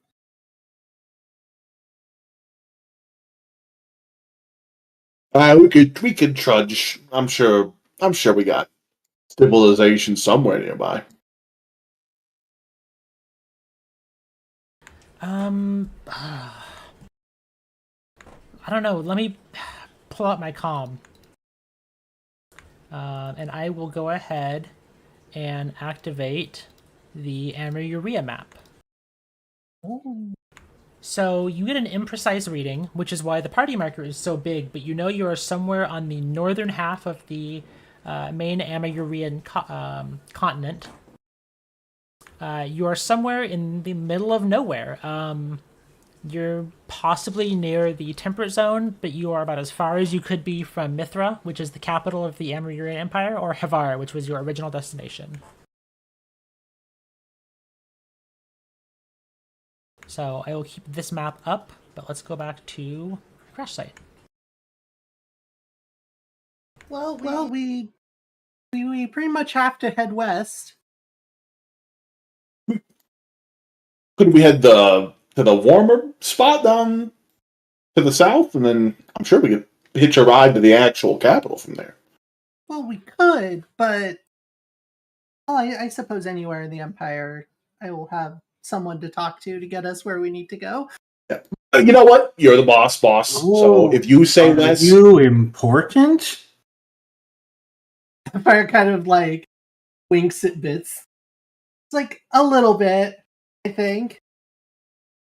buddy, that's our boss. Of course he is. Are you crazy? He pays our bills. Well, this freshly re-entered escape pod is probably going to stay warm for a few minutes, so... Oh yeah, we worried about authorities. Should I? Because I could make this pod disappear along with the body. I think we'll be okay. Okay, just check it. That's right. You got good connections, boss. I'm sure of it. Arthropod. I do, definitely. Approach. Yes, you are. The escape pod itself still has some power reserves, and is able to probably. Rhodey says, and he looks at this and says, "It's got maybe an hour or so if you want to take some time to just, I don't know, rest and recover. That was a hard landing. I mean, that's crazy." A rest would probably be good. Yeah. Also, I don't think I caught all of your names. I'm Rhodey. I'm Sapphire. Who I think you know who I am, judging by your reaction when I came on this ship. He gives you the slightest nod. And you were bzzzt. He looks over at the bzzzt. And you were... Yes, we have met before. That's right. And sorry, you, sir, looking over at Squib.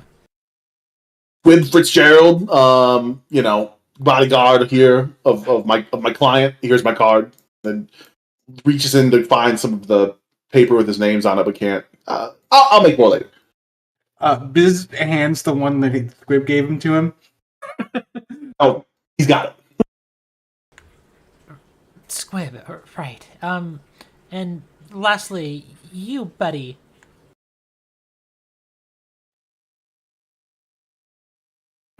As far as I know, they just call me Stranger. Wait, that's actually your name? Oh, you must get so Never much mind shit that. for that. Come closer. Yes.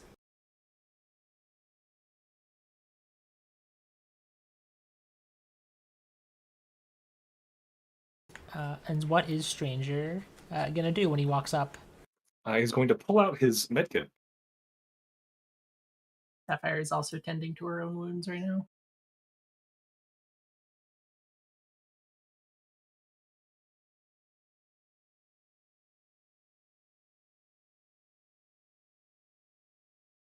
Yeah. So you are able to.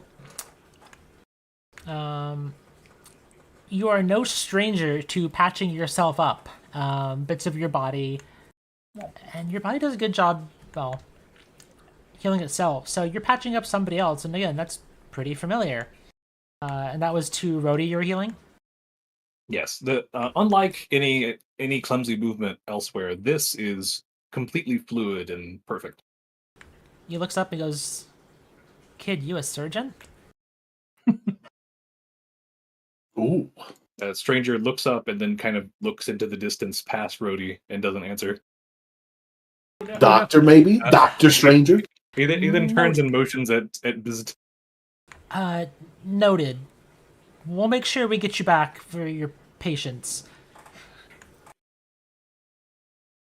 After tending to her own wounds, Sapphire turns to Squib and says, "All right, your turn, bodyguard." Why, thank you, boss. And yeah, Sapphire also took some time to patch herself up. One thing that she's learned well is medicine, and is able to patch up Squib as she takes another 10 minutes. A little bit for Squib.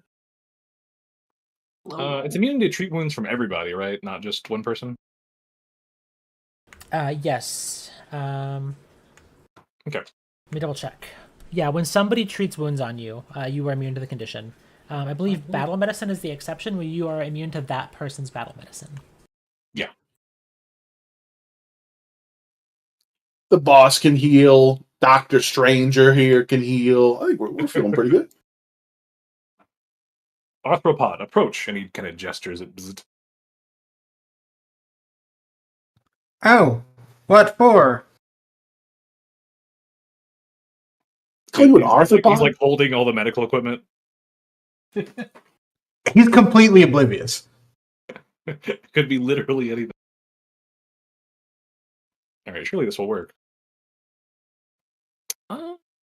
Actually, as you see him kind of start working, you also see his like eyes and some lines in his arms start glowing.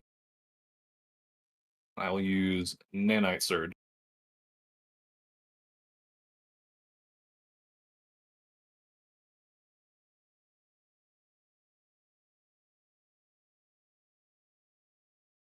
Yeah, you reach into some of your, I guess, deep within to some of your medical training, and it's almost like muscle memory kicks in.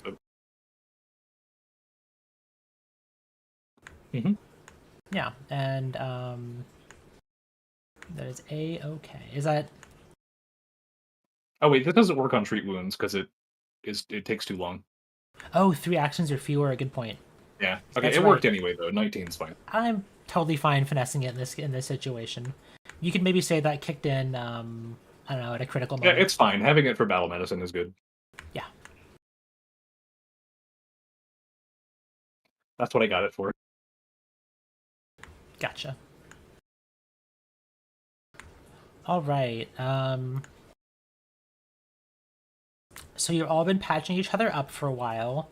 How do you all feel? Do you all want to... How is everyone feeling about your current situation? How are your characters Cold. feeling? Yeah, that checks out. This is just pretty simple input-output to stimuli. It's cold. He's aware of it. He's happy he's gainfully employed, not too fond of the current weather. But he's willing kind of to unfazed. in worse spots. I was like, oh, Yeah. I mean, maybe this is just how traveling is.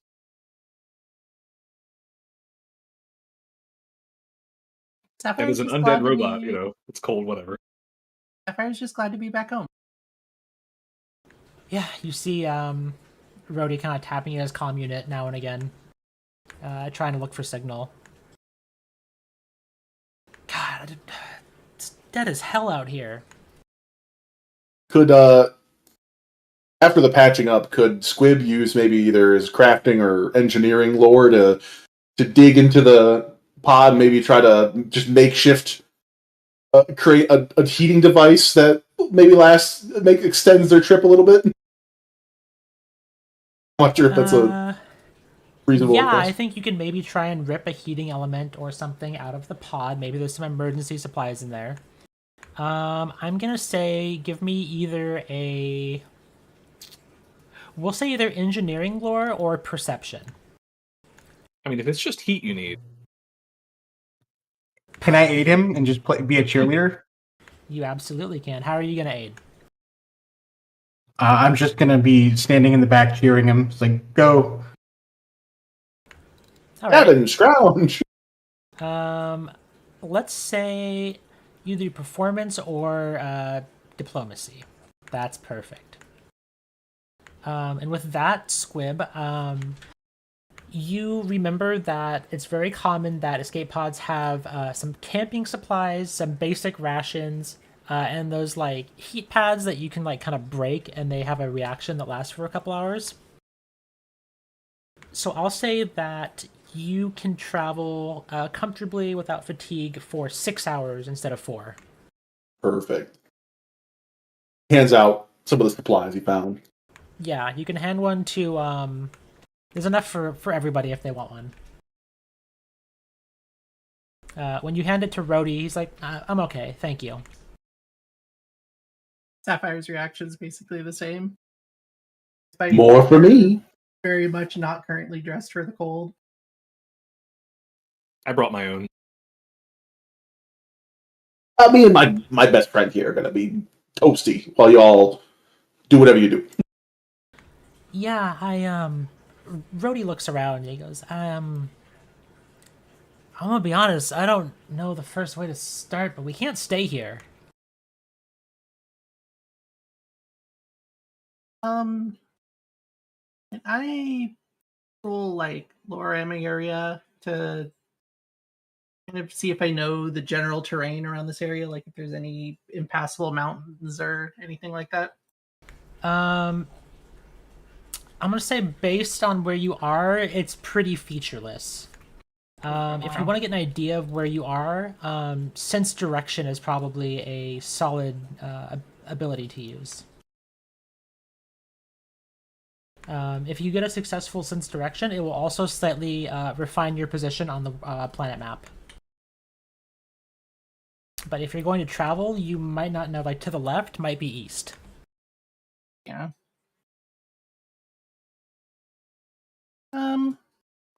As they Unfortunately, Kid doesn't travel, have a compass out. I think Sapphire will do that because she's probably the best suited to actually figure out where they are at the moment. There is somebody in your party who is exceptionally skilled at sensing direction. Is it me?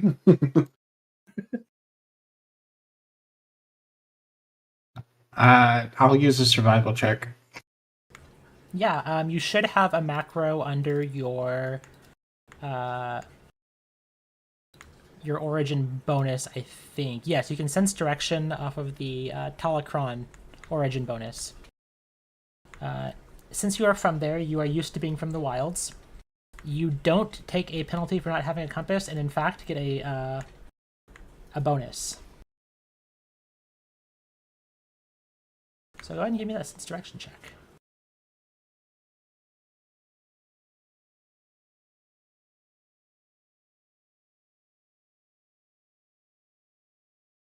One thing, double check.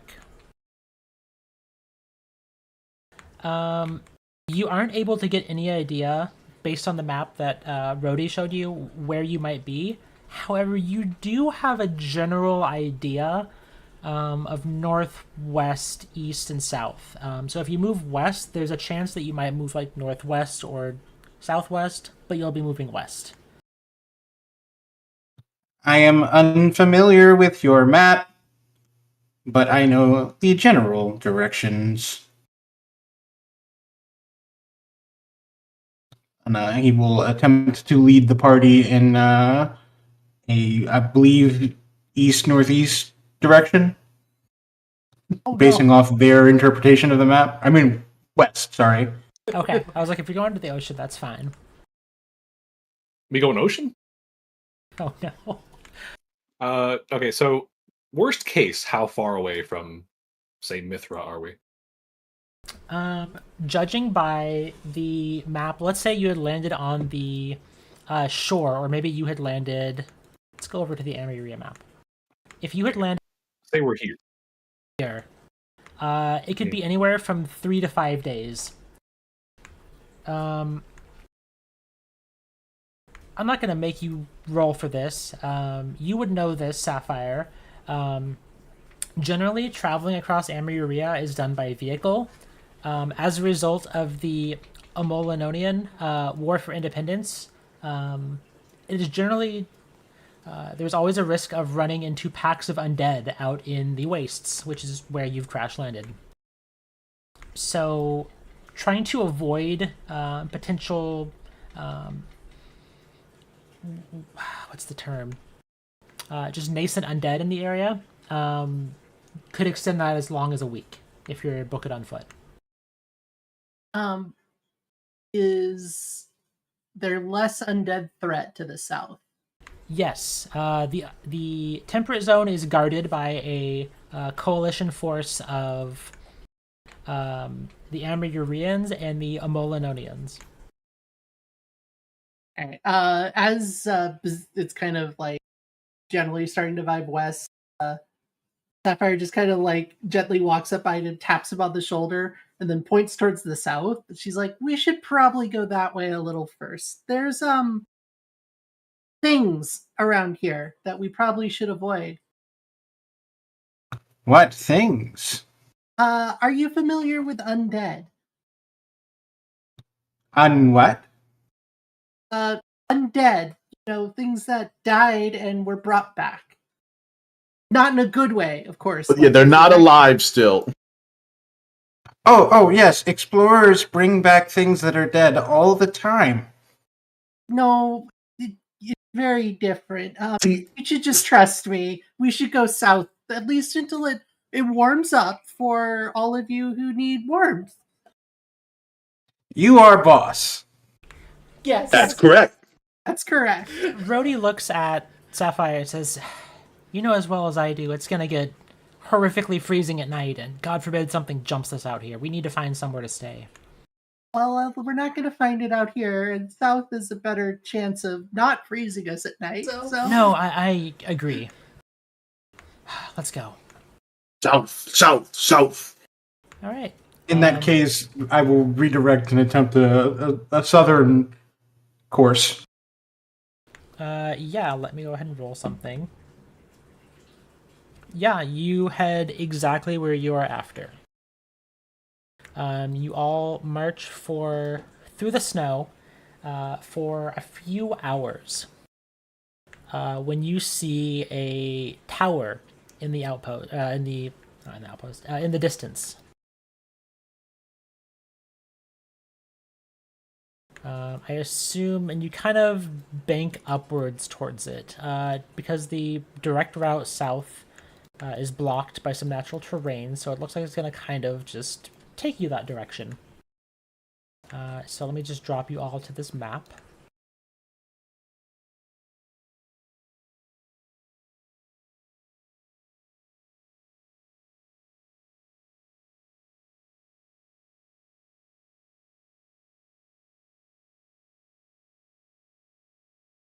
One second while I fix this token. I don't think this is linked properly. There we go. Link actor data.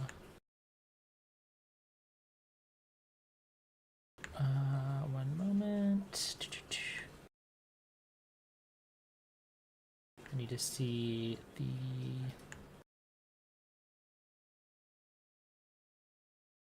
Cool.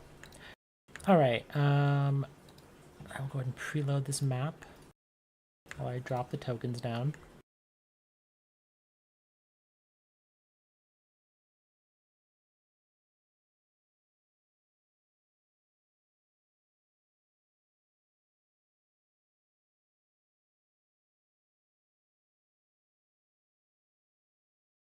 Alright, give me a general marching order for the group. Who's going to be taking I'll go first. lead? Okay, Stranger will go first. Sapphire's in the back. I'll be I in would front of the probably boss. be Thank God. right behind him, pointing, like, trying to just help plot the chart course. Gotcha. So, you all see a tower.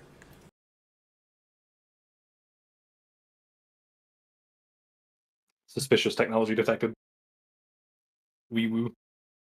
And let me go ahead.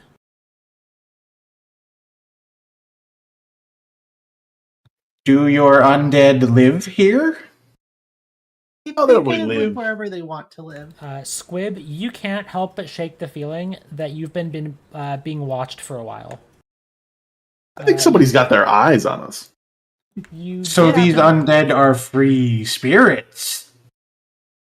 You did happen to notice, Squib, when you were walking, off in the distance you saw a speeder.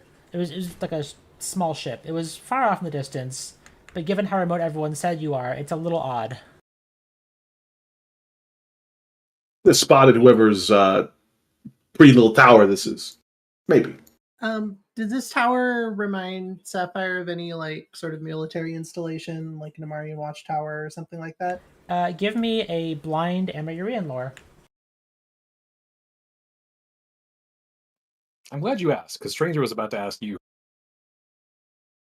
It doesn't ring any bells for you. You feel like you've seen it somewhere, but you can't remember the purpose.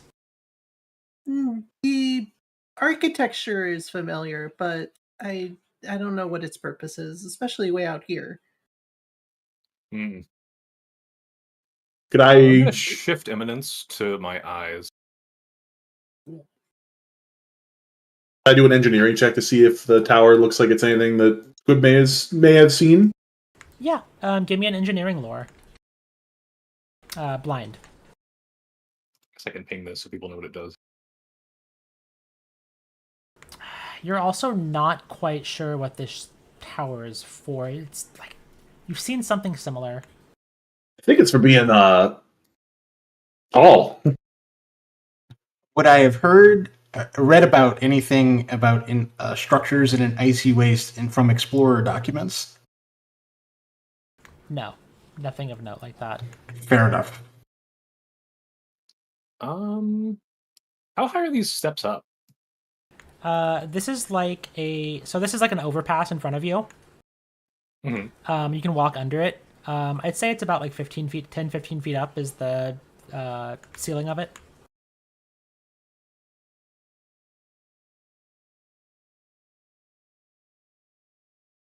I mean, we're about to encounter a farm animal, right? Yes. Sapphire is going to be searching as they approach the tower. Yes, give me that perception check, please.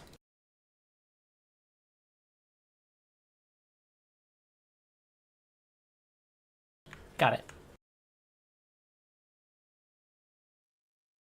Now, I mean, what I mean is, if I was here, how high is it up to the next level up? Oh, about 5 feet. Okay. Those steps up there, yeah, those are 5 feet up. These ledges here, it's going to be like 5 feet or so to climb up. This area in front of you is higher that you can walk under, but the rest is a little lower. And these will be up, yeah. Okay. So I'm under this right now. Yeah. Okay. I'm not much of a fighter. I'm just going to hang back, just in case it's anything strange. That's a good idea. All right. How high up are these like anchor things? Those are another like 5 feet up. I'm gonna go inspect one if I can. Okay. As you walk over to inspect one, you watch a small cannon flip out from the bottom, and it is going to fire at you. And it is going to enter initiative. Cool. That is going to hit you for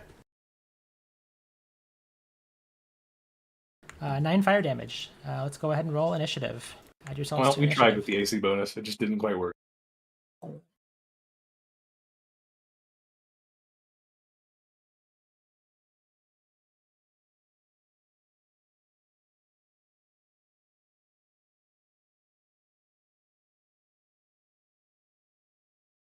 This is just a hazard. Pretty sure that was my initiative last fight.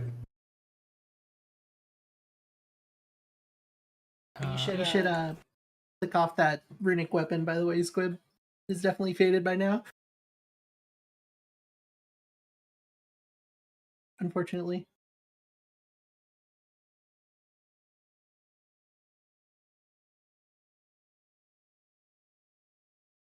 Okay. So it is going to be... We'll start the encounter. Rhodey's going to stay out of this encounter. And so this is going to, seeing no other immediate targets, it finds a threat, and it is going to just shoot at you 3 times. The first one, you manage to sidestep. The next one bounces off of your armor. And the last one misses. Stranger, it's now your turn. Baby.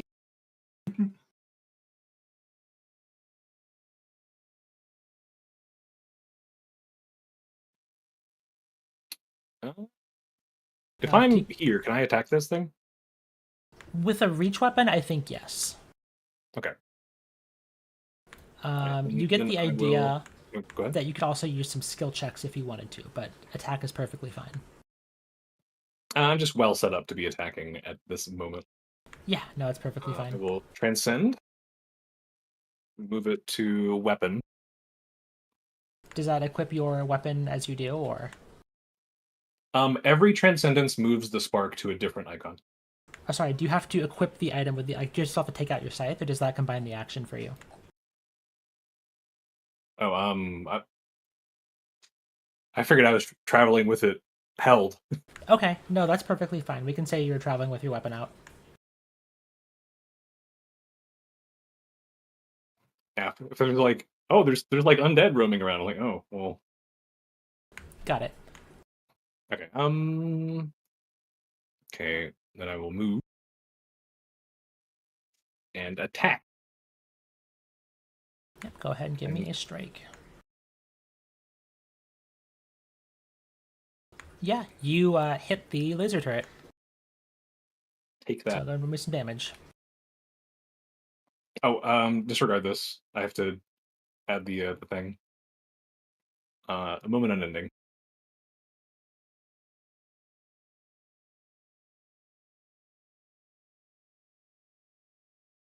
Cool. Let's see. Yeah, I think that can take persistent damage. I sure hope so. That was the whole conceit. Yeah, it doesn't seem to take any extra damage from your precision damage. And it seems to, or does actually, sorry. Wait, is that precision? Oh, slashing. I don't know why I saw precision. Unending is precision. Okay. The 1d6. Then I'm looking why it took... Precision damage gets turned into the type of the weapon that you're using. Yeah, but It's immune to precision damage. It doesn't apply. Yeah, it's an object. So I'm just checking. Oh, probably has a minimum it takes or something. Either way, it takes some damage. Yeah, that's it. Okay. Squib, over to you. You watched this blinking tripod type thing pop out and fire lasers at Stranger. Run up and Actually, does this look like a power cord or is it just a rope? It's just something that's like it looks like a data cord. Okay. I was gonna run up and with weapon drawn and go like, "Hey, we're walking." And I'll take a shot if I can take a shot at it from here. Yeah, you should be able to fire at it. And I'm just going to...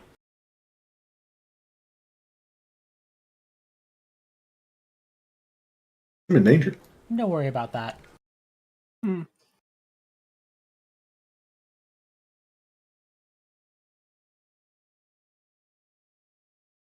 forgot to take off the Runic weapon. Oh yeah, whoops. Well, let me reroll. Unless you want me to. No, go ahead and reroll if this is the. It'd be hard to manually calculate. Yeah.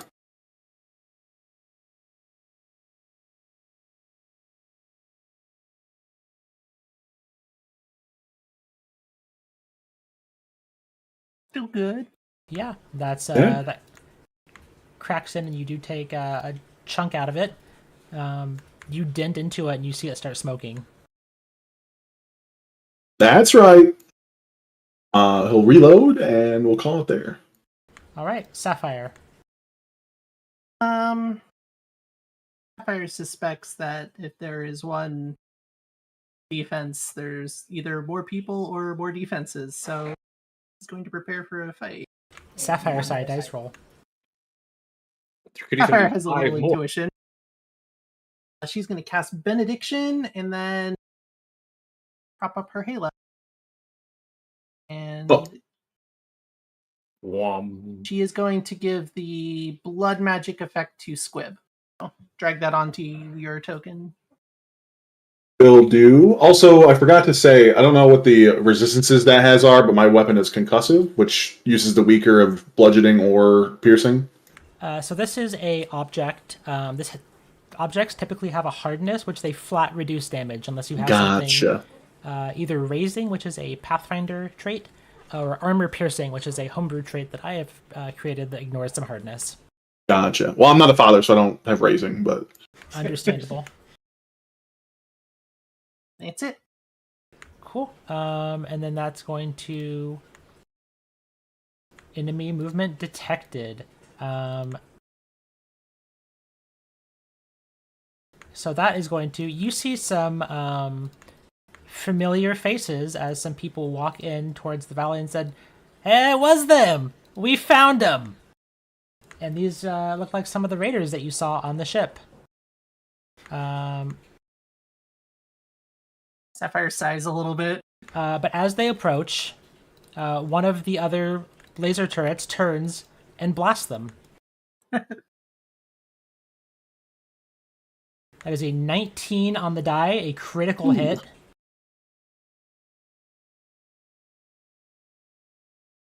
And she yelps as that hits her in the chest. And then that turret is going to go ahead and roll initiative and join the battle. the enemy of my enemy shoots my enemy with a laser. And that is their turn to show up, basically. Bzz, over to you.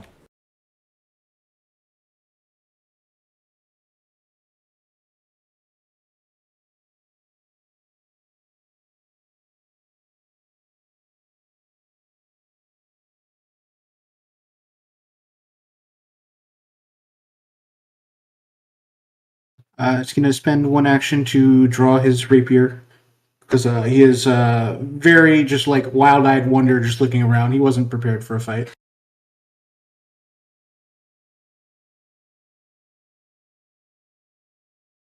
He's going to move to get a better view of the new raiders, and then targeting the one on the right, he's going to use a Banmo. Okay. So let's talk about Bon Mo. And so he's going to say, "Was once not enough?" Yeah, I remember Bon Mo is going to be... Yeah, that's right. You yell a quip at them, and you distract them. So they need you roll a diplomacy check against their will DC.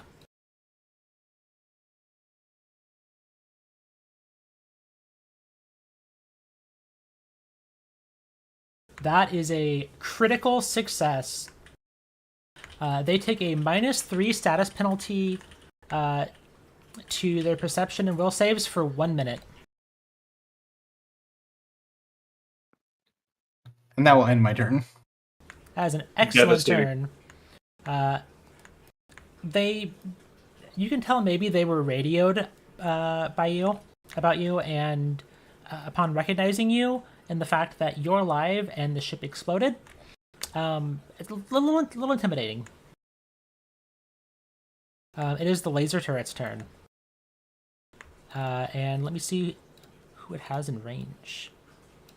Cool. It has 2 targets in range, but it prioritizes the person it shot at first. It still has a lock on Stranger.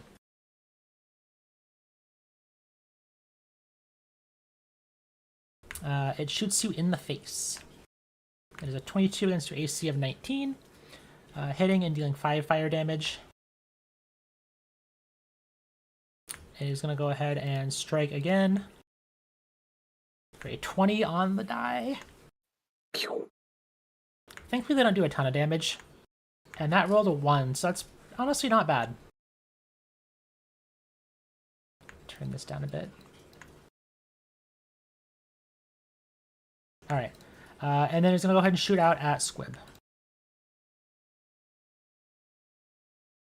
For an 18, that is a hit. Squib, you are going to be taking 9 fire damage as that shot connects with your shoulder. Ow! Alright, Stranger. Oh wait, that has to take some electric damage. It seems a little bit reinforced, so it doesn't quite take that damage. And it will try and make a recovery check, I guess. Do hazards have to make it? Yeah. I guess the lightning runs its course.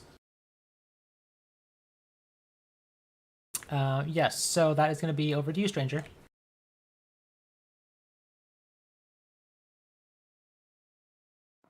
Having a hard time thinking about what skills I have could apply. Crafting, maybe?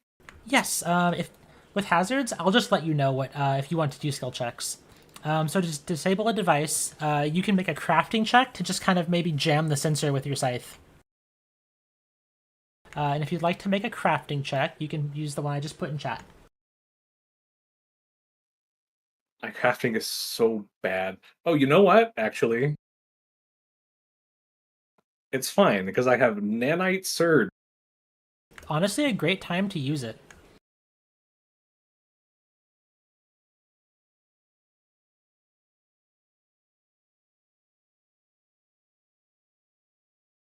Yeah, let me double check something. Hopefully that was DC 15 or whatever.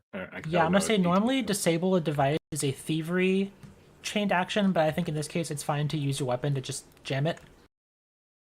Oh wait, no. Yeah, crafting. I use it crafting. Yeah. Yeah, I don't have thievery. I do have crafting. I was looking at disable a device, and that is the general description. My bad. Yeah, so this turret shuts off. Haha. Ew. Alright. I am going to shift eminence. I'm gonna mark this immune to unconscious. I don't know what I do to just. I guess I'll just take it out of initiative. Yeah, probably. I'm actually just gonna heal.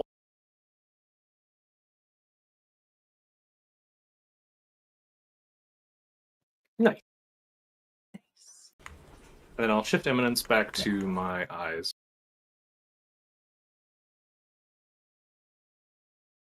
I'll just hide And that's that. all my action. Okay. And it is going to be the Raider's turn. She can sudden charge up to bzzt. And she is going to swing her battle axe. Missing. And she's going to swing one more time. There's not a lot she can do. With a 19 on the die, her hit of 23 beats your armor class of 20. And so she is going to inflict 10 slashing damage on Bzzt.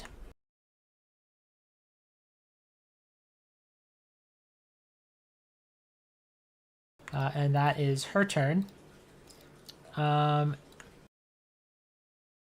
You see some other raiders move into view. One of them is accompanied by a small drone. And as this group moves in, 2 other laser turrets pop out and fire at them. A 20 on the die, another critical hit on this raider. Jeez.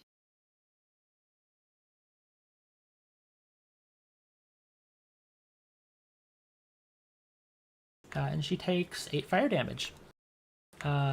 This other one up here also fires down in the canyon at the other raider.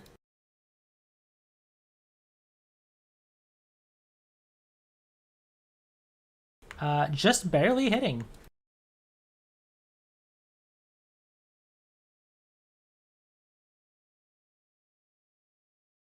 And she takes some fire damage.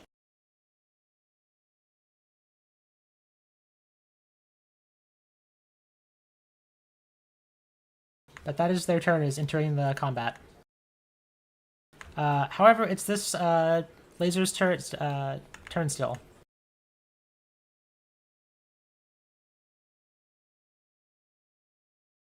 You see what else you can hit. Yeah, so it's going to fire twice at the raider.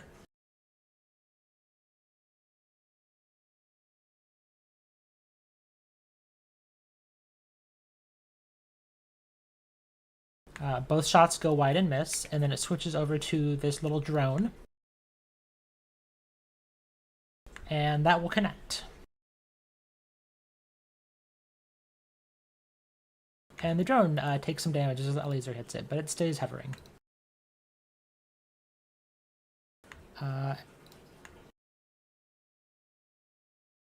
The drone is going to fly.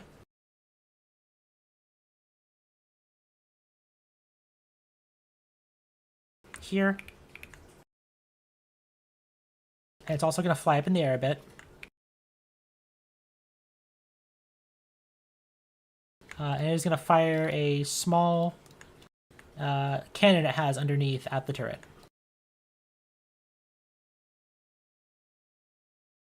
That is a critical hit. However, it's an object, so it's immune to critical hit damage.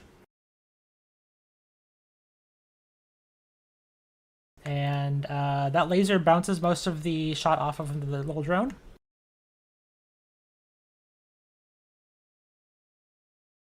Lands another hit.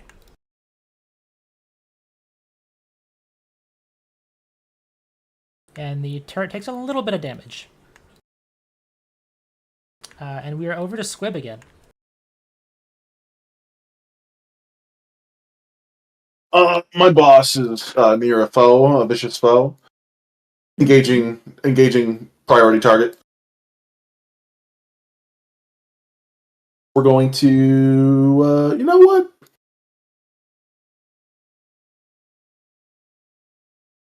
Move there. Swap to melee, and we're going to kneecap.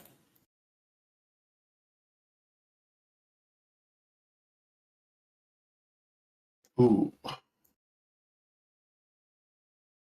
I'm just going to reroll. Hero point. Bada boom. Beautiful. That's a hit. Go ahead and roll me some damage.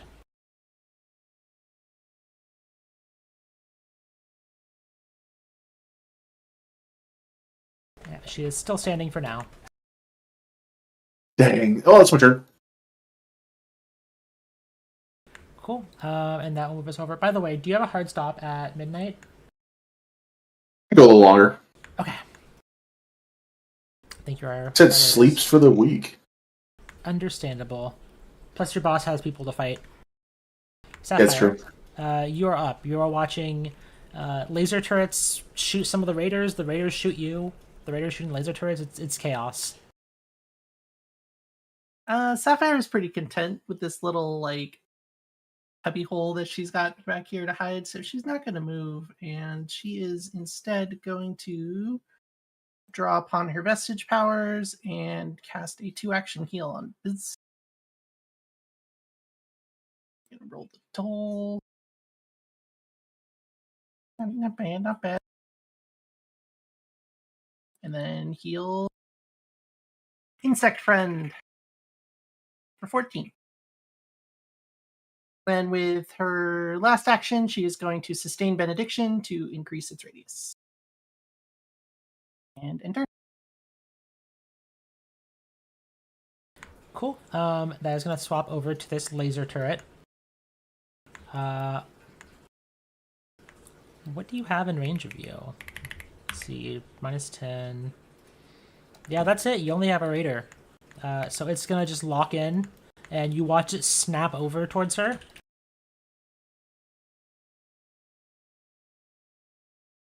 As it lands, I believe, 3 hits. Ooh, 2 hits and a one's critical. crit. Homegirl got Swiss cheese.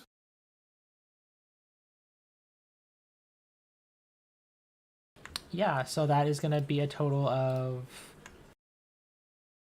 and you watch her just go down from this laser turret. As it moves around, starts scanning for other targets. And that is the laser turret's turn.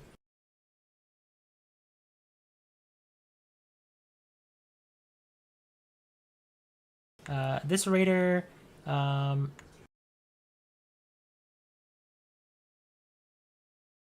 far can you move? You can move that much. So she is going to stride twice.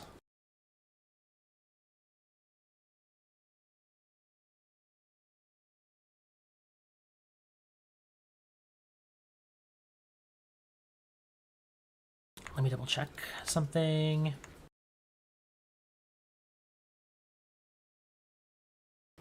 Okay, and so she's going to shoot at Bst.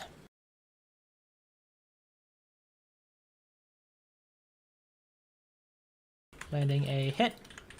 As a laser hits Bst for 10 damage. That was her 3 actions.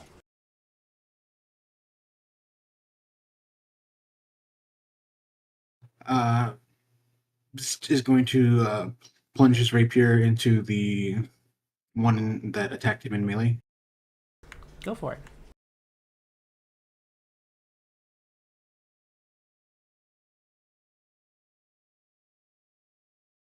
I'm gonna reroll that. Okay. Nice. As the cold sets in, it's a little hard to get to find a good spot to hit. It just kind of slides off her armor. All right, so it takes half of that. However, that is enough to kill her. You think you've missed for a second when she falls over. Sting like a butterfly.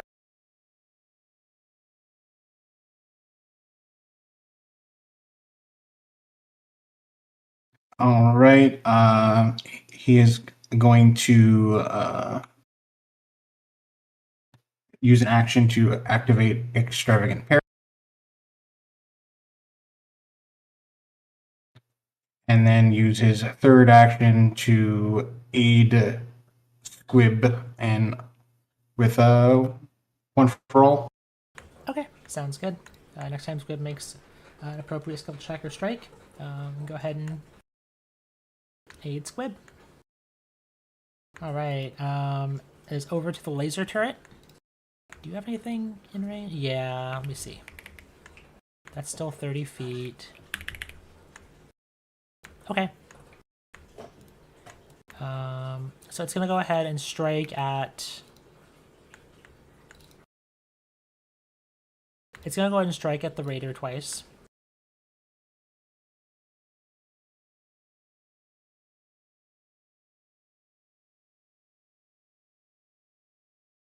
Landing a hit. The raider is going to take some fire damage, and then it's going to shoot at the drone. The drone is small and nimble, and it ducks out of the way. That is the laser turret's turn. Stranger, it is over to you.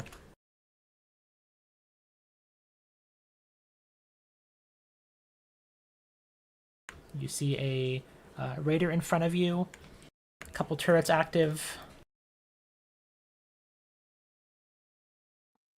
Boy, that sounds like something that's their problem and not mine. Mm-hmm. I kind of like being behind this rock, like having this bunch of rocks between me and the other turret. So I'm just gonna stay where I am. I'm going to lightning swap to my cannon and area fire at the raider to my north. All right. Give me a area fire. There we go.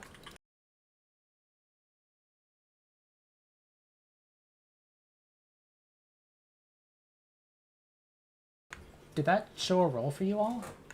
I Yeah, think it's I saw above like it. a die, but it What the fuck?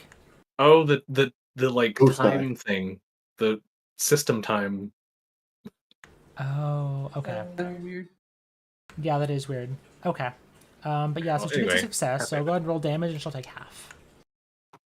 Yep. Yep. Nice. I can also sting like a butterfly. Butterflies are really nice. They don't sting you. As we just saw. Okay. That's everything. Okay.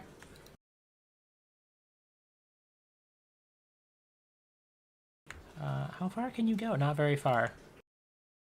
Sucks to suck, honestly. I'm sorry. FR. She doesn't want to get shot by turrets, so she is going to stride,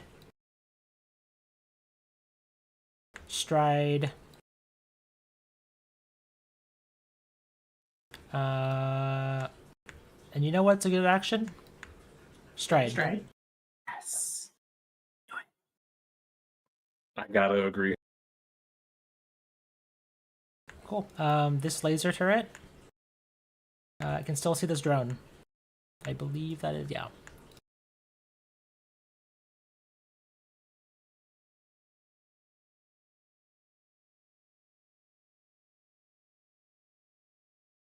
That's going to be a critical hit. 2 critical hits and a hit. I think this drone might be done for.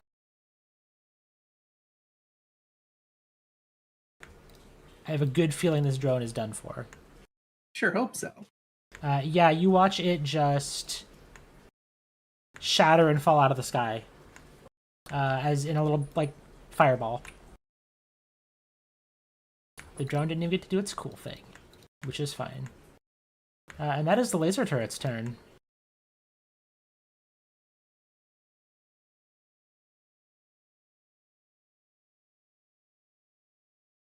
These fools.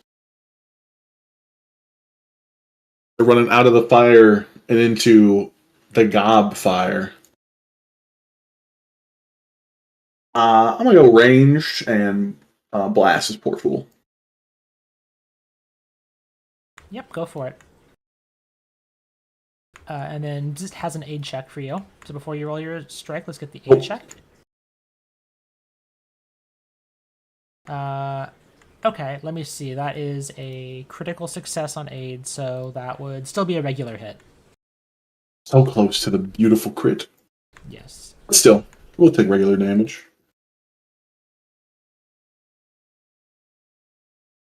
I'll take a terrible roll. You know, there have been Sometimes it worse happens. rolls. Like, No, they're That's your... Oh yeah, that's the standard damage. I was thinking about D10s and I just got distracted. no. I heard a little bit more when I'm kneecapping, but Yeah. No, that makes sense. a little more accurate when I'm shooting. Yeah, you have a higher chance to...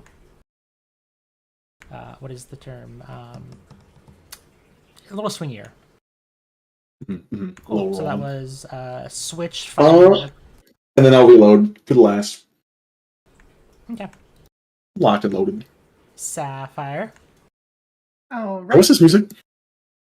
Sapphire's theme song, of course. Mm-hmm. Right, Sapphire is going to move over here. She knows how auras work. You know she needs to be closer to Stranger to help. And then she is going to blast the one in front of Stranger. Shoot with that lance. Miss with that lance. But hey, the animation was very impressive. It was off to the side. That's it. That's all she does. Let's see. This laser turret has no targets, so it just sits there.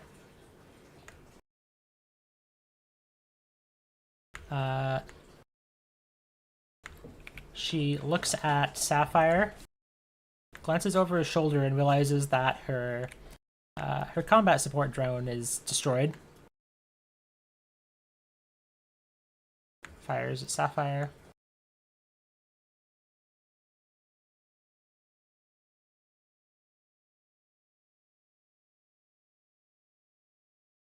Sapphire takes 8 fire damage. Where are the rolls?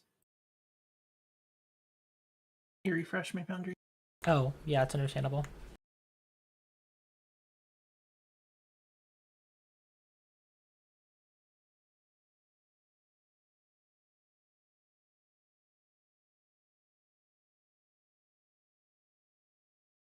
Okay, there we go. Cool. And then she is going to stride over here. And she is going to take cover behind the rock. Bzzt, it's over to you.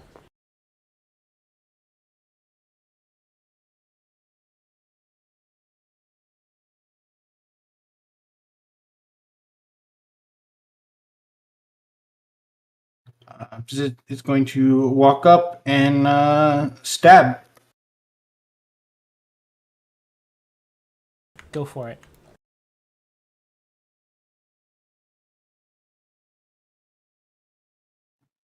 Get him. That is a hit.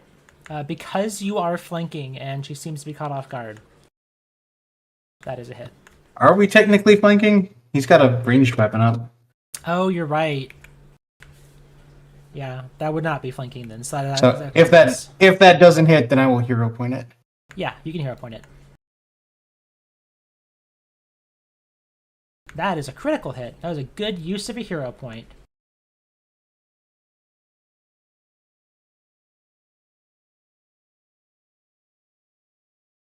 And that is 25 damage. As your rapier connects, she just falls down and is dead.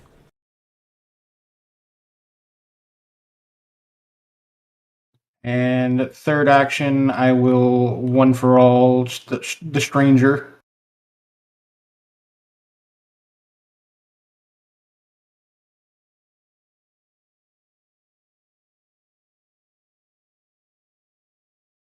Cool. We're over to a laser turret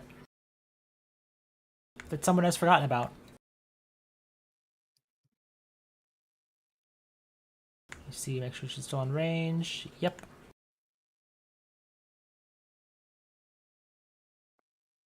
It's dangerous out there. Good thing I can take cover behind this turret. So she gets critically hit by the turret and then takes a normal hit.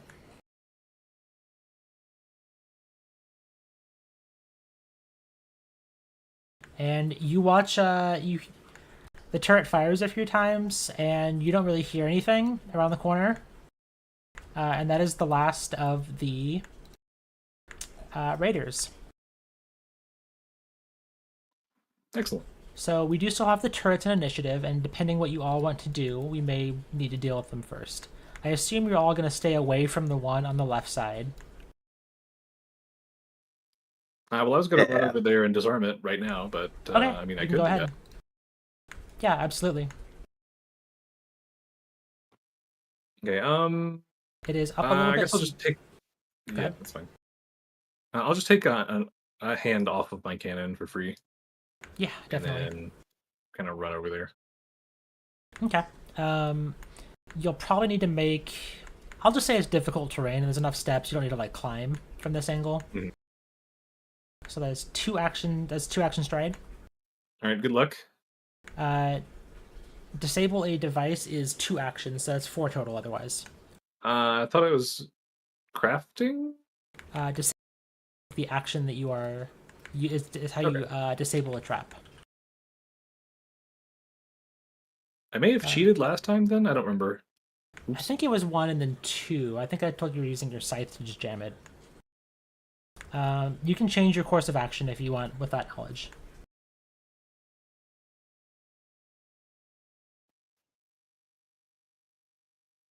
Can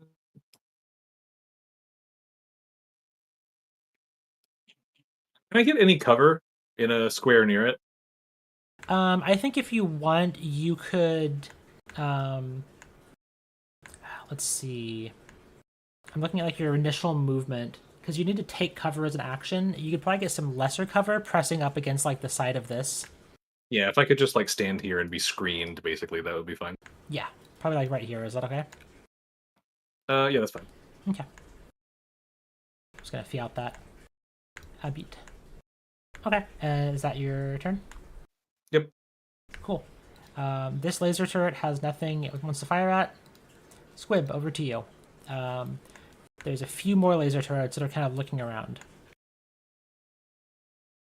Let's see. Could I maybe try to scramble up to the one to my north and disable that? Certainly. So walking up these bits of ice will be difficult terrain. More specifically, these squares. That white is terrible. Or you can try and climb up the side if you're feeling athletic. No, we'll be a little athletic. We'll scamper up the side. Okay. The plus side of climb up the side is it will not have line of effect to you to fire at you as you climb. All right, I'm going up. Want me to just do an athletics check? Yeah, that's going to be a climb action. God, I typed climb in my search bar, hoping it would bring me to Archive of Nethes to remember the DCs, and there's so many more things in my search history with climb. Yeah, that makes sense. I mean, there's always control space in the game. Yeah. I want to say this is going to be... Yeah, we'll go with a DC... I'm going to go ahead and put a check in chat for you. Wish me luck.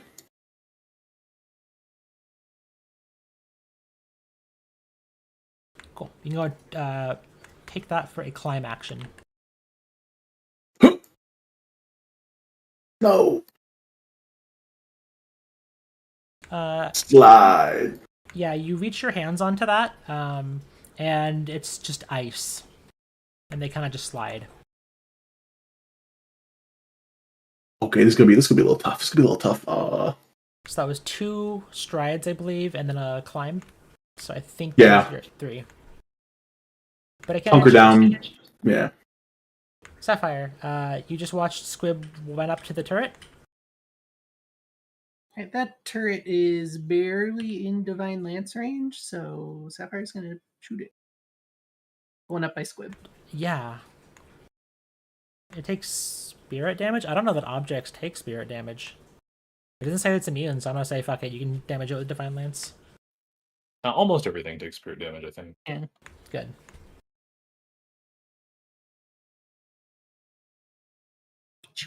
That is a hit. Go ahead and roll me some spirit damage. Unfortunately, it does not take the damage. The lance hits it, and it does make solid contact, but it doesn't seem to pierce through the plating. Then she is going to cast guidance on.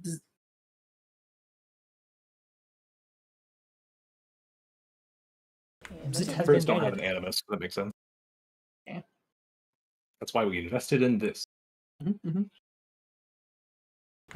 This one looks around. You see it tracking about to, which was the last location that it saw Squib, and it just kind of looks around sadly. Over to you, Bzz.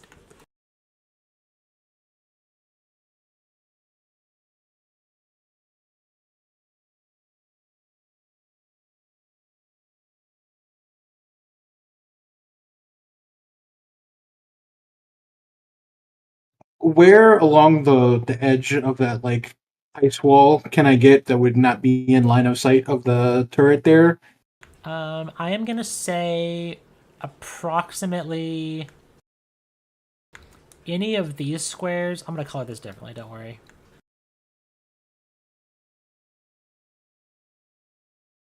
Those two. There's no way they made the default color white for that.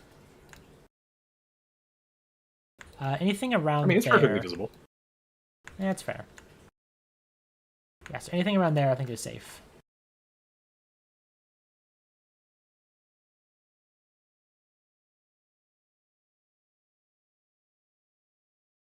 And third action, I will one for all squib.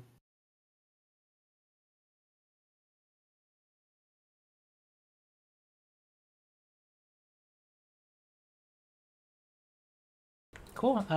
It is the laser turret's turn. You're going to be it's going to fire at you, but you will be screened. Let me go ahead and grant you lesser cover.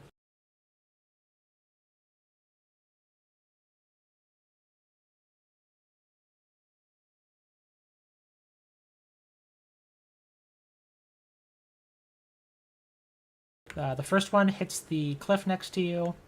It does land one hit on your leg, and then a follow-up shot as you twitch. That is for 4 damage and 7 damage. Yep.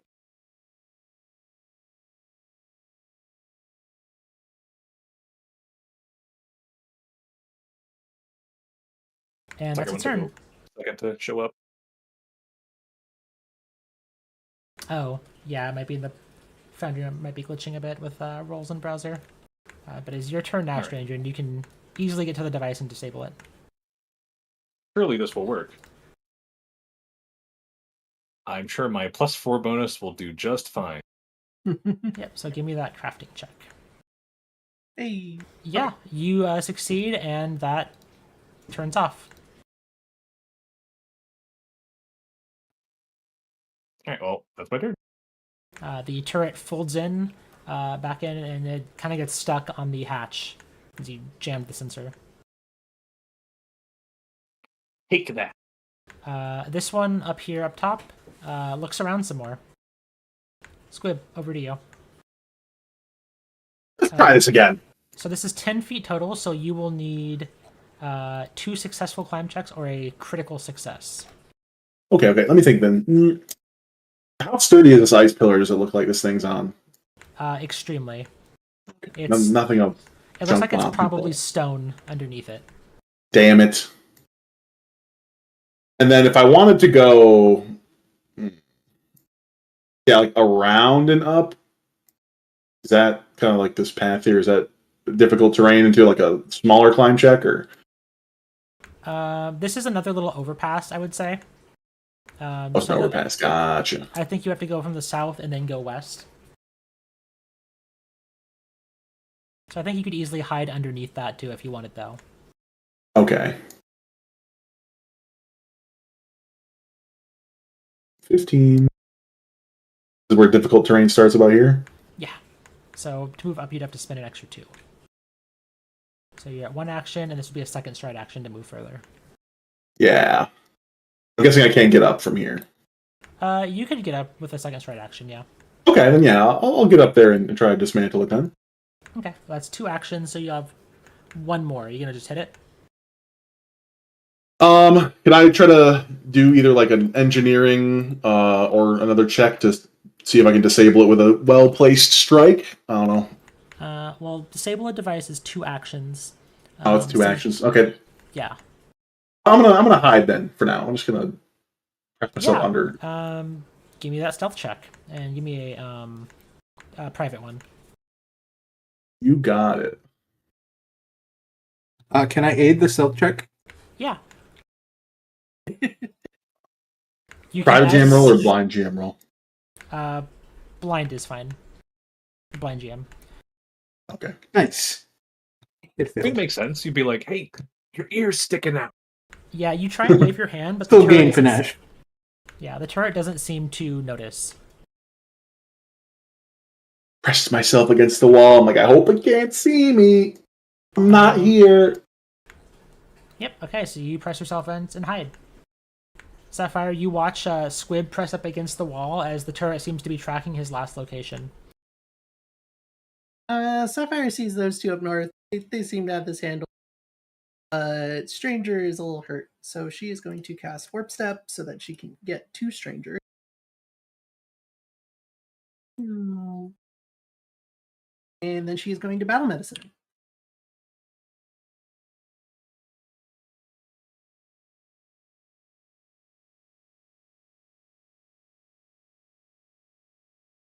Have some healing, friend.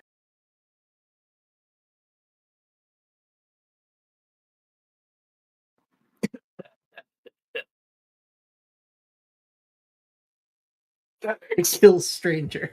Oh no. And that is it for her turn. I mean, honestly, this isn't magical. It's kind of fine. It's just proximity. To all these auras. All right. Squib, you hear the servos gently whirring in this turret, and you hold your breath for a second. And 6 seconds pass and nothing happens. No. I want you to know, if you had rolled 1 worse on your check, it would have found you. No, that's good. We always scraping by. I'm just a little guy. I can't find my little guy. Assuming these are difficult terrain steps, I should have enough movement to go 10, 20, 30. You'll need to go down a little bit, but that should be fine. I think that still covers within. And then I'd like to use Thievery to disable a device. Thievery is not an option on this one. There's nothing to really get your tools in. The disable checks are either computers or crafting on this hazard. I see. You can back up if you would like. I will absolutely let you.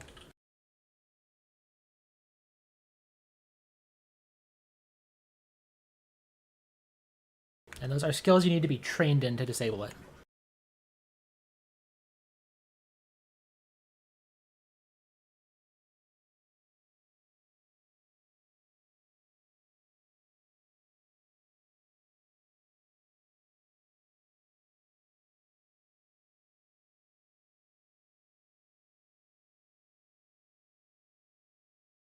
I'm just gonna one for all Squib.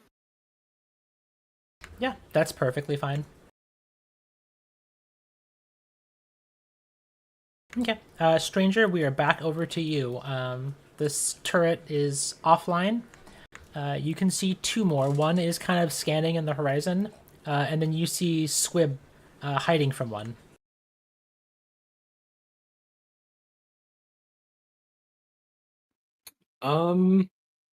Does this touch the ground?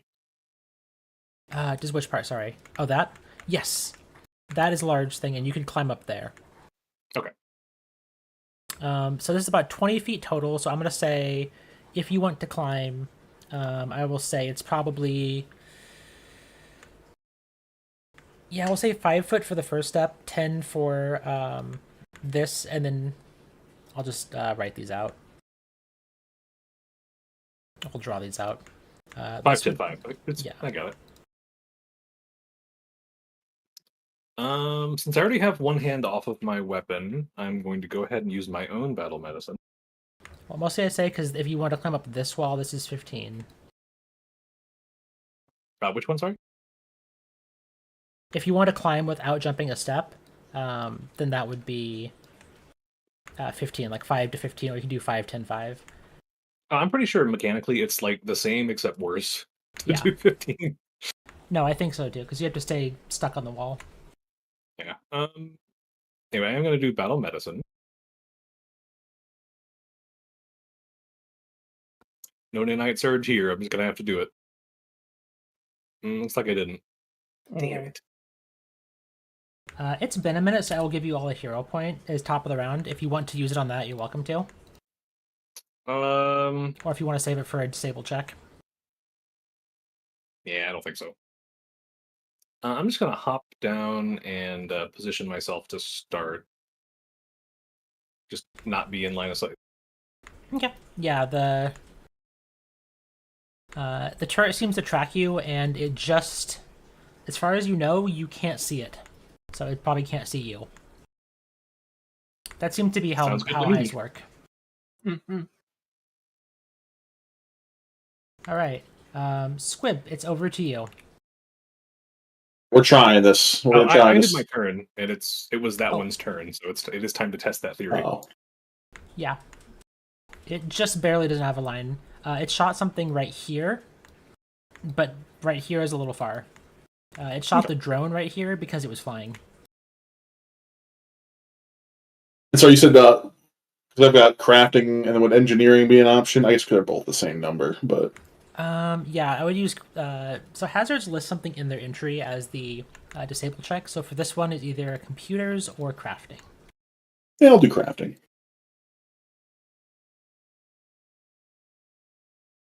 I'm rerolling that. That's not a real roll. That's a good plan.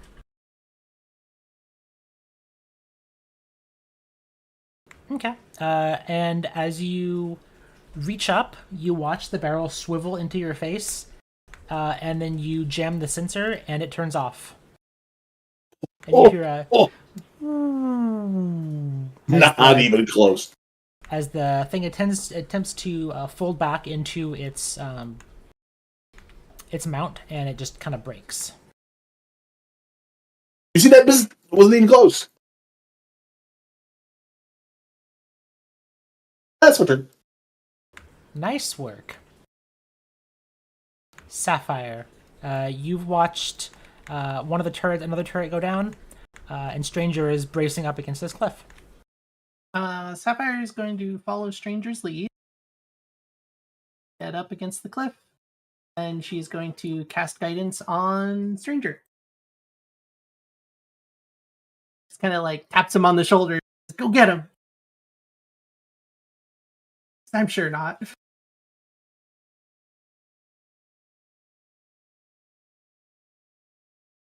And that's her turn. That feel when you are guided. It is your turn again. Kind of feels like grayish black residue is gathering on my circuits because it is.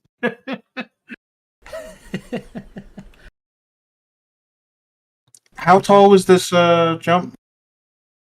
I'm gonna say you can just walk up there. It'll be difficult terrain to get up to where the level with this up to where the turret was, and then past that you can just walk over to this area.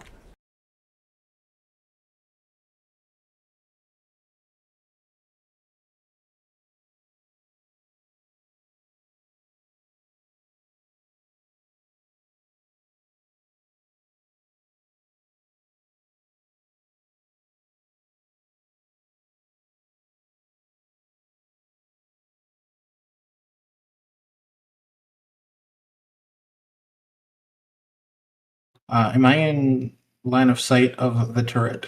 I would say you can see the cannon, but it doesn't have a great shot on you, so you would be screened. You would get lesser cover from here, and if you want to take a either hide or take cover action, you can get better cover. What if I move right there, up against the wall? Yeah, I think that will still be screened. Just because it's not as tall as the one down below. That was a 10-foot difference, and this is only 5.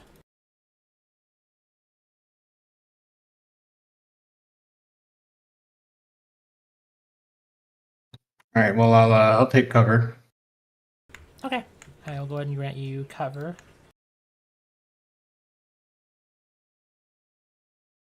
And Stranger, it is your turn.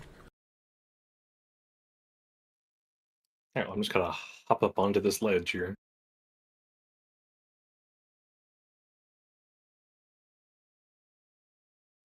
Whatever that takes. Yeah, let me go ahead and give you an athletics check.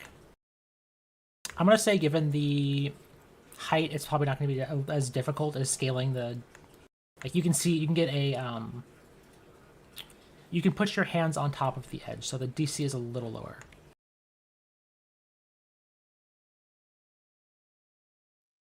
Yeah, it's 5 feet up, so I'm taller than the ledge.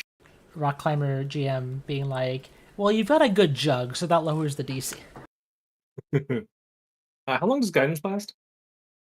till the start of my next turn. Okay, so I might as well go ahead and use it. Yeah. And this is basically going to be just like to mantle yourself up. Yeah, well, Yeah. what a waste. Since you critically succeeded, I'm going to say you can get a free step out of that. Oh, good. Then I can go nowhere. Yeah, so if you want to climb up and then go over. And then this, for the, climb up this next section, you assume to the right? I have to. I think I need 2 climb actions unless I crit again. Yeah. I can just click the same thing if you want. This one will be without any solid hold, so it's going to be a little higher, and then the final one is the one I nerfed. So that's similar to the one that Squib made. So this one. Yeah, let me check if I have anything that could give me an advantage. Not really. I've already used Nanite Surge and so on. Hiya. Nice. Well, this is what hero points are for. Oh. I'm sorry. You doubled your roll. Wow. You Wait, go no, to I get didn't. grip. Oh, well, and I mean, I no guess. luck. You do have one more action, I believe, right? If you want to climb halfway up. I mean, might as well. Nice. You unfortunately fall prone.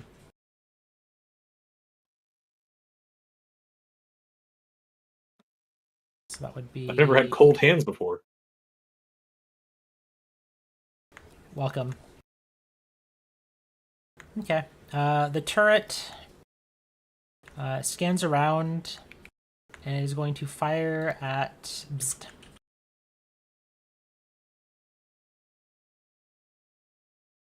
The first one hits, and the second one also hits the lip of the cliff, and you see snow blast over and fall in front of you.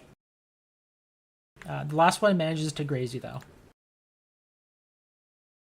for 6 fire damage. And that's its turn. Alright, Squib, you watch Bzz make a run for it over. If you want to run over to where Bzz is, it's regular terrain. I just had a goblin brain blast. I can just outrange and shoot this thing, right? Potentially. You have noticed they seem to have a maximum range, so it couldn't hurt to try that.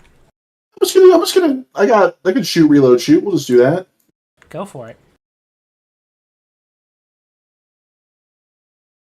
That's a hit. Might not do enough damage. We'll see. Nope. Yeah. Okay.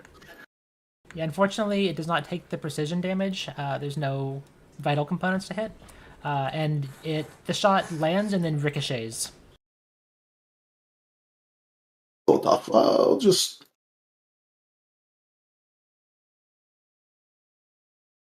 The cover here too. Okay, so that's going to be fire, stride. Yeah. Okay, then you will have lesser cover pressed against that.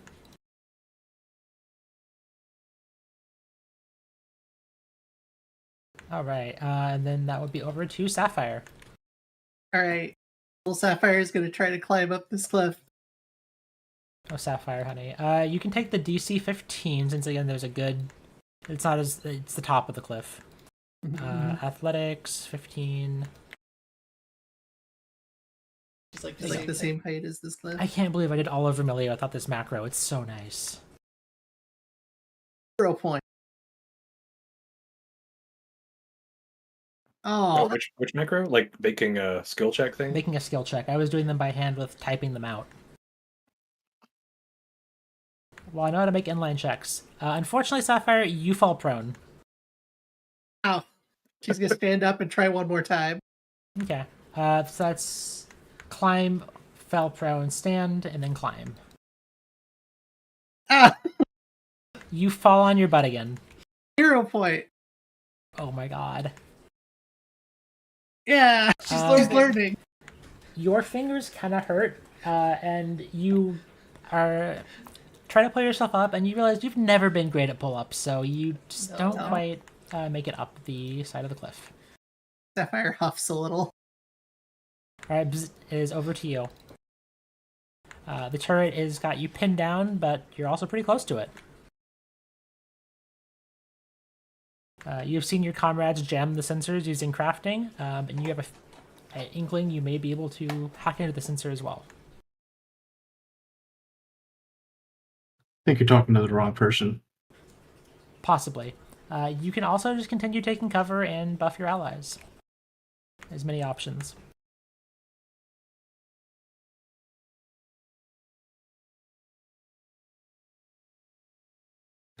Is the only person in my line of sight is Squib, right? You can see Squib, and you heard a stranger climbing. That's about it.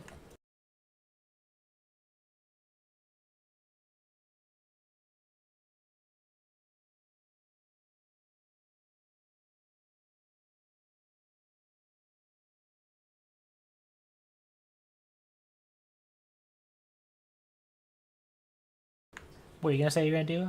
Sorry. Cry. Cry is a valid action. Are there any actions you want to take your turn, or do you want to pass it over to a stranger? You can also increase your cover to greater cover by taking cover again. Cover 2. Oh, is cover something you just take once? Yeah, so when you take cover, you get standard cover, and if you take cover while you have cover, it upgrades to greater cover and gives you a +4 bonus to AC.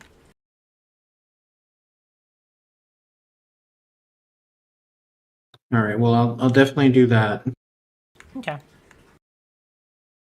You find you remember where it hits you, and you kind of duck down, and you make it even harder for yourself to be hit by this turret. Stranger, over to you. Would you like to climb this again? I would, but I'm prone, so I gotta stand up first. Understandable. I get it. Haha. Mm-hmm. I didn't. I'm just tired. All right. This is an Alright. athletics check. Yeah. Yeah. Damn it.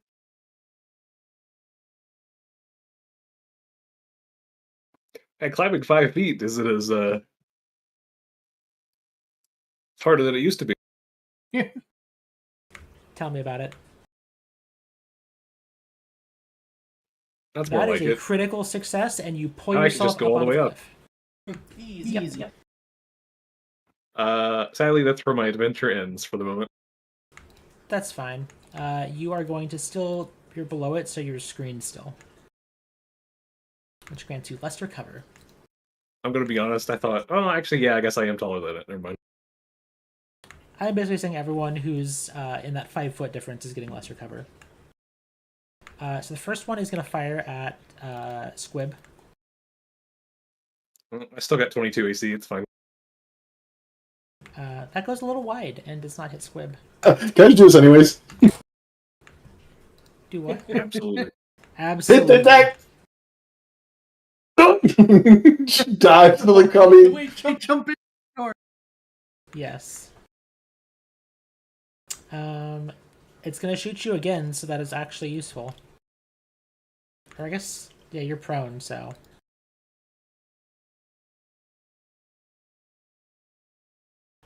That didn't crit because of that, so.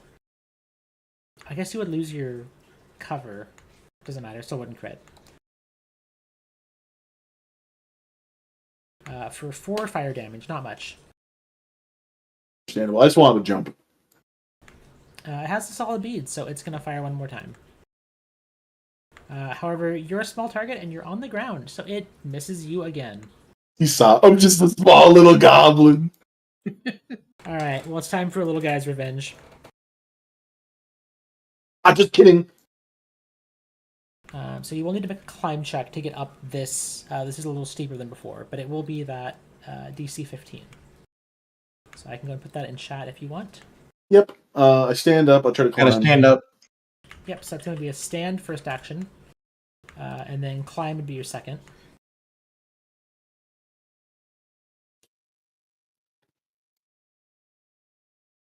back of the ground, aren't I?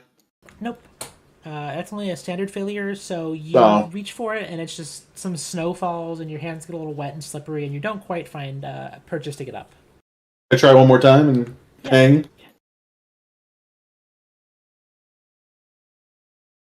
That's a success, Okay. and you climb up, and you are up here. And that is your third action. I'm right in the open to get shot now. That's okay. It's Sapphire's turn. Sapphire, your butt's cold. Is it though? A little bit. Just a little. It's a little cold. Fire's just going to call up to everybody, yell out, "You're doing great! Keep going!" And then make her aura bigger. Okay. It is your turn. I assume you're going to... I'm going to take a stab that you're probably going to aid. I'm gonna shoot it. Go for it. This is mad. Sapphire's done performing her Lucinda impression and doing strength skills. That is a hit.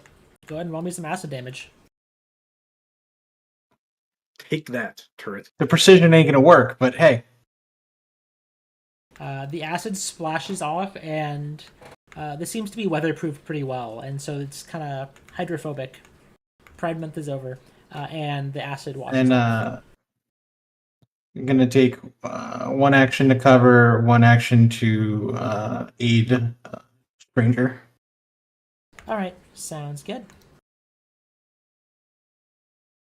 The laser turret has 3 valid targets, so I'm going to roll between that. Did you just skip my turn? Oh, no, you're right, because he put... Thank you for the catch. Sorry, I'm in the 4th hour of GMing. Oh, yeah. Everybody just... I think we clicked end turn twice. Yeah. At the same time. Alright, Yeah, well, so over time to to you, hop up Stranger. over this. Yep, so that is going to be... Not a tough check. There you go.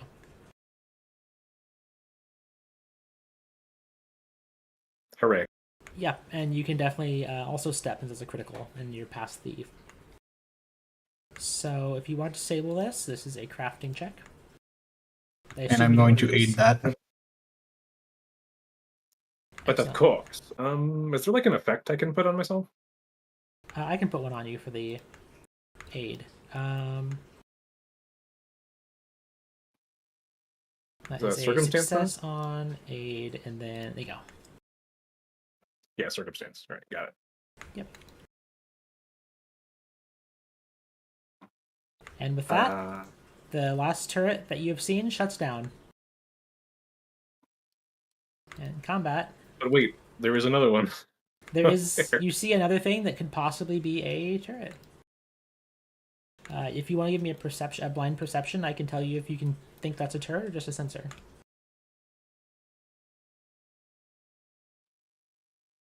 And Sapphire, you can. Got me specialized right now. Oh, I'm supposed to be blind, right? Sorry. Hang on. Yeah. If you don't mind. And Sapphire, you can just walk up over time. She's still gonna need help, but she'll clamber her way up. You can't tell. It is just kind of blinking. You look for the hat, and you can't really see from this angle. Just gonna walk up to the edge and help her up by diplomacy. It's gonna hut 2, 3, 4. I had enough of that in training, thank you. Sapphire's like completely winded by the time she gets up here. I definitely had this. I was going to disable it. All Or right. shot me. So it's almost 10. I think do we all want to end there for tonight? Yeah. That seems reasonable. All right. Also, I will. I'll say as you maybe took some time, you can gather credits from the pirates, and this loot is available. Call that a bonus. I think that should be splittable between players. Perfect.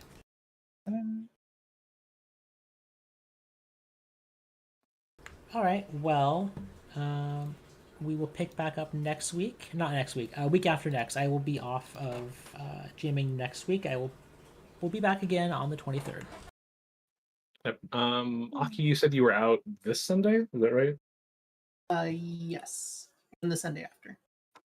Okay. And then the C Tech is the 20th. Yeah. The Sunday after. Okay. And that starts at 4 p.m. So that's not. Yeah, that's that one's not happening.